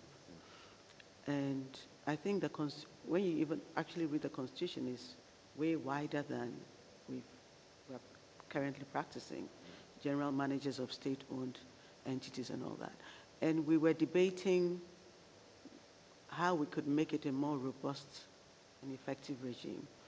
So do you think this is an area where your office can play a role? Because beyond just filing it when they get to do it and leaving it in sealed envelopes with the Auditor General, shouldn't the list of assets be actually verified at the time when they are taking office and when they are exiting office? So is it something, since you're looking at a fuller anti-corruption regime under your office, what are your thoughts with that? Interesting. I had a meeting with the IMF and World Bank 2 weeks ago on this same matter. What we will not subscribe to, then I'll answer your question, because it keeps coming up. What we will not subscribe to is a public exhibition of the assets of individuals. We don't support it, and we won't subscribe to it. It opens up too many uncharted grounds, especially in respect of the society in which we are. If your cousin somewhere was to know that, hey, that building sitting over at Ringway, Auntie Charlotte there, you are dead. The number of people that would troop in. But that doesn't mean that we should just leave it carte blanche like that. We fully support a verification system by a dedicated state institution with it. Why not throw it to the OSP? We are able and willing to do it. So that when a person files the asset declaration within the statutorily required period, then that state institution will also be given a time frame within which to verify the bona fides of the stated items as to whether indeed they belong, and then go beyond it, just not verifying what has been stated there. Also verifying what has not been stated there. Sometimes when you are talking to the diplomatic community, they always tell you, listen to what I am not saying and not what I am saying. What has not been disclosed there sometimes is even more important than what has been disclosed. So yes, we support that verification system. But please do not let us publish for the scrutiny of the entire public, people's assets. Do not let us go there. I haven't been asked that, but I'm just saying, do not let us go there. I think that modified middle of the road regime is a proposal that came out of those meetings. So I think, of course, there are a few who want the wide, publication of everything. But I think that the emerging, majority view, it would appear, is somewhere in the middle there, where the public agency that has custody or that receives the disclosure has the obligation to verify. And currently is the Auditor General. It would appear that you would be interested, or the OSP, if it were to be the constitutional body, would be interested in being the one that does that or doing it together with the Auditor General. So that would be one of the proposals you are putting forward. Another issue that came out with respect to the Auditor General is this governing council matter, right? I know that your statute has a board. I was through CDD involved in the crafting of that statute, and it was a big problem we had. But we kept being told that Article 195 is unavoidable, so you have to have a governing council.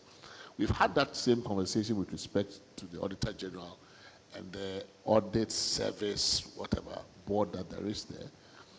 And, the Auditor General, one former Auditor General is of the view that that additional layer is superfluous and actually can become a conduit for political interference. And that was our own argument with respect to the board. Now, why does the OSP need a board, right? You don't need a board for everything. But somehow we seem to have a board for everything because of 195. In your experience, what is the utility of a board for the kind of work that you do? Seriously, we had to haggle over this a lot when we were making the law, and the legislative division was insistent that there's no way we could get around this without a board.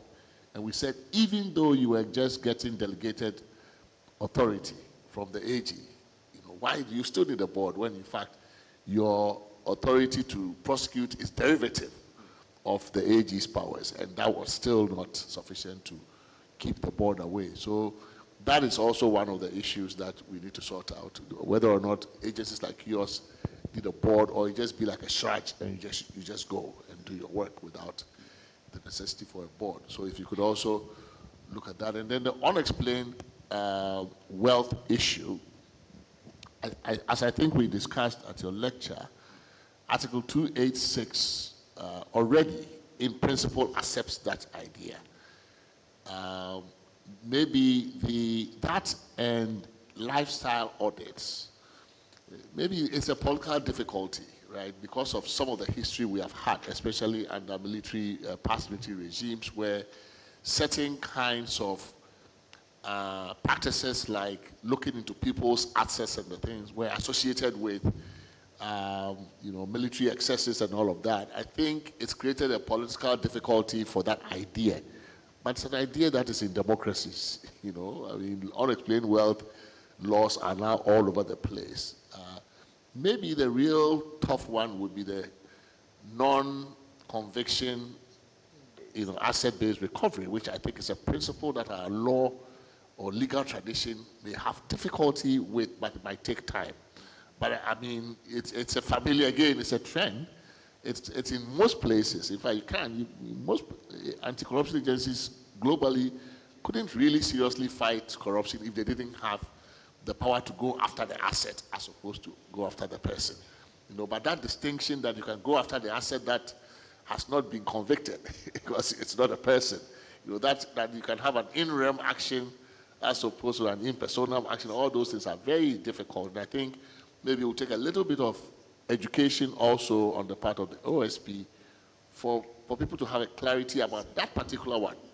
Because we spent a lot of time on that provision. I remember with the committee in Kofrodia, we like 2-3 days trying to get, and mostly all of them were lawyers. We had crown agents from London and other, from the London OSP office, all of them helping technical assistance with this idea.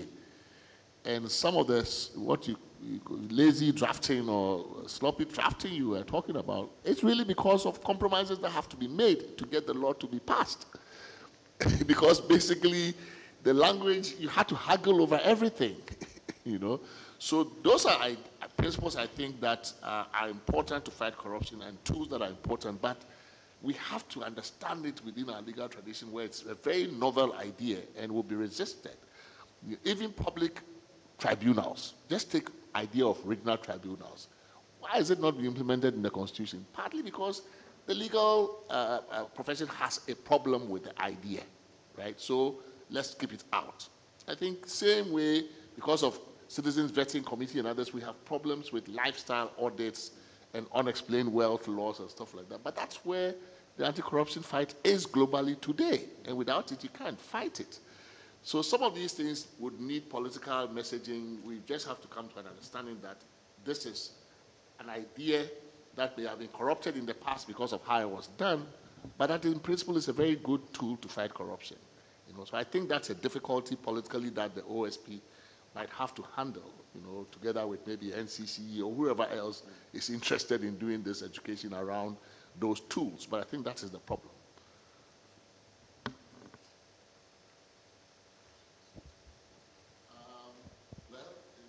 You are all part of the public now, so if the police especially want to ask anything, you are free to ask. Otherwise, we will bring the session to a close. And thank you very, very much, Mr. Special Prosecutor and your office. I see, is that Brother Samir I see here? Yes, please.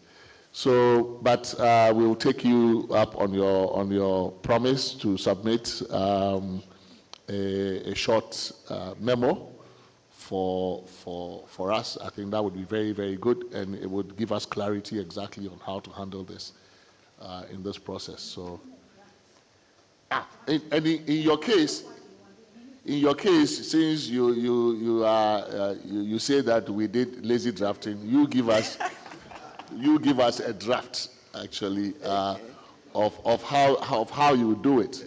And there's also look at the Kenyan one. I mean, so the Kenyan there is, in terms of relationship between the Director of Public Prosecutions, I'm just using that as an example, and the police, for example. So under the Kenyan formulation, no politician or no other person has the power to direct them on specific cases or investigations. The only person that's allowed under the Kenyan law to direct the IGP on the investigation is the Director of Public Prosecutions. So if it was in your case, if the Office of Special Prosecutor was in the Constitution, then you would have that power to direct, because you need interagency cooperation. So ministers are not allowed to direct, but you can direct so that you get information from them and you get the assistance to do. So some of the interagency coordination that is needed, you also have to think about it in terms of how that would work in this formulation.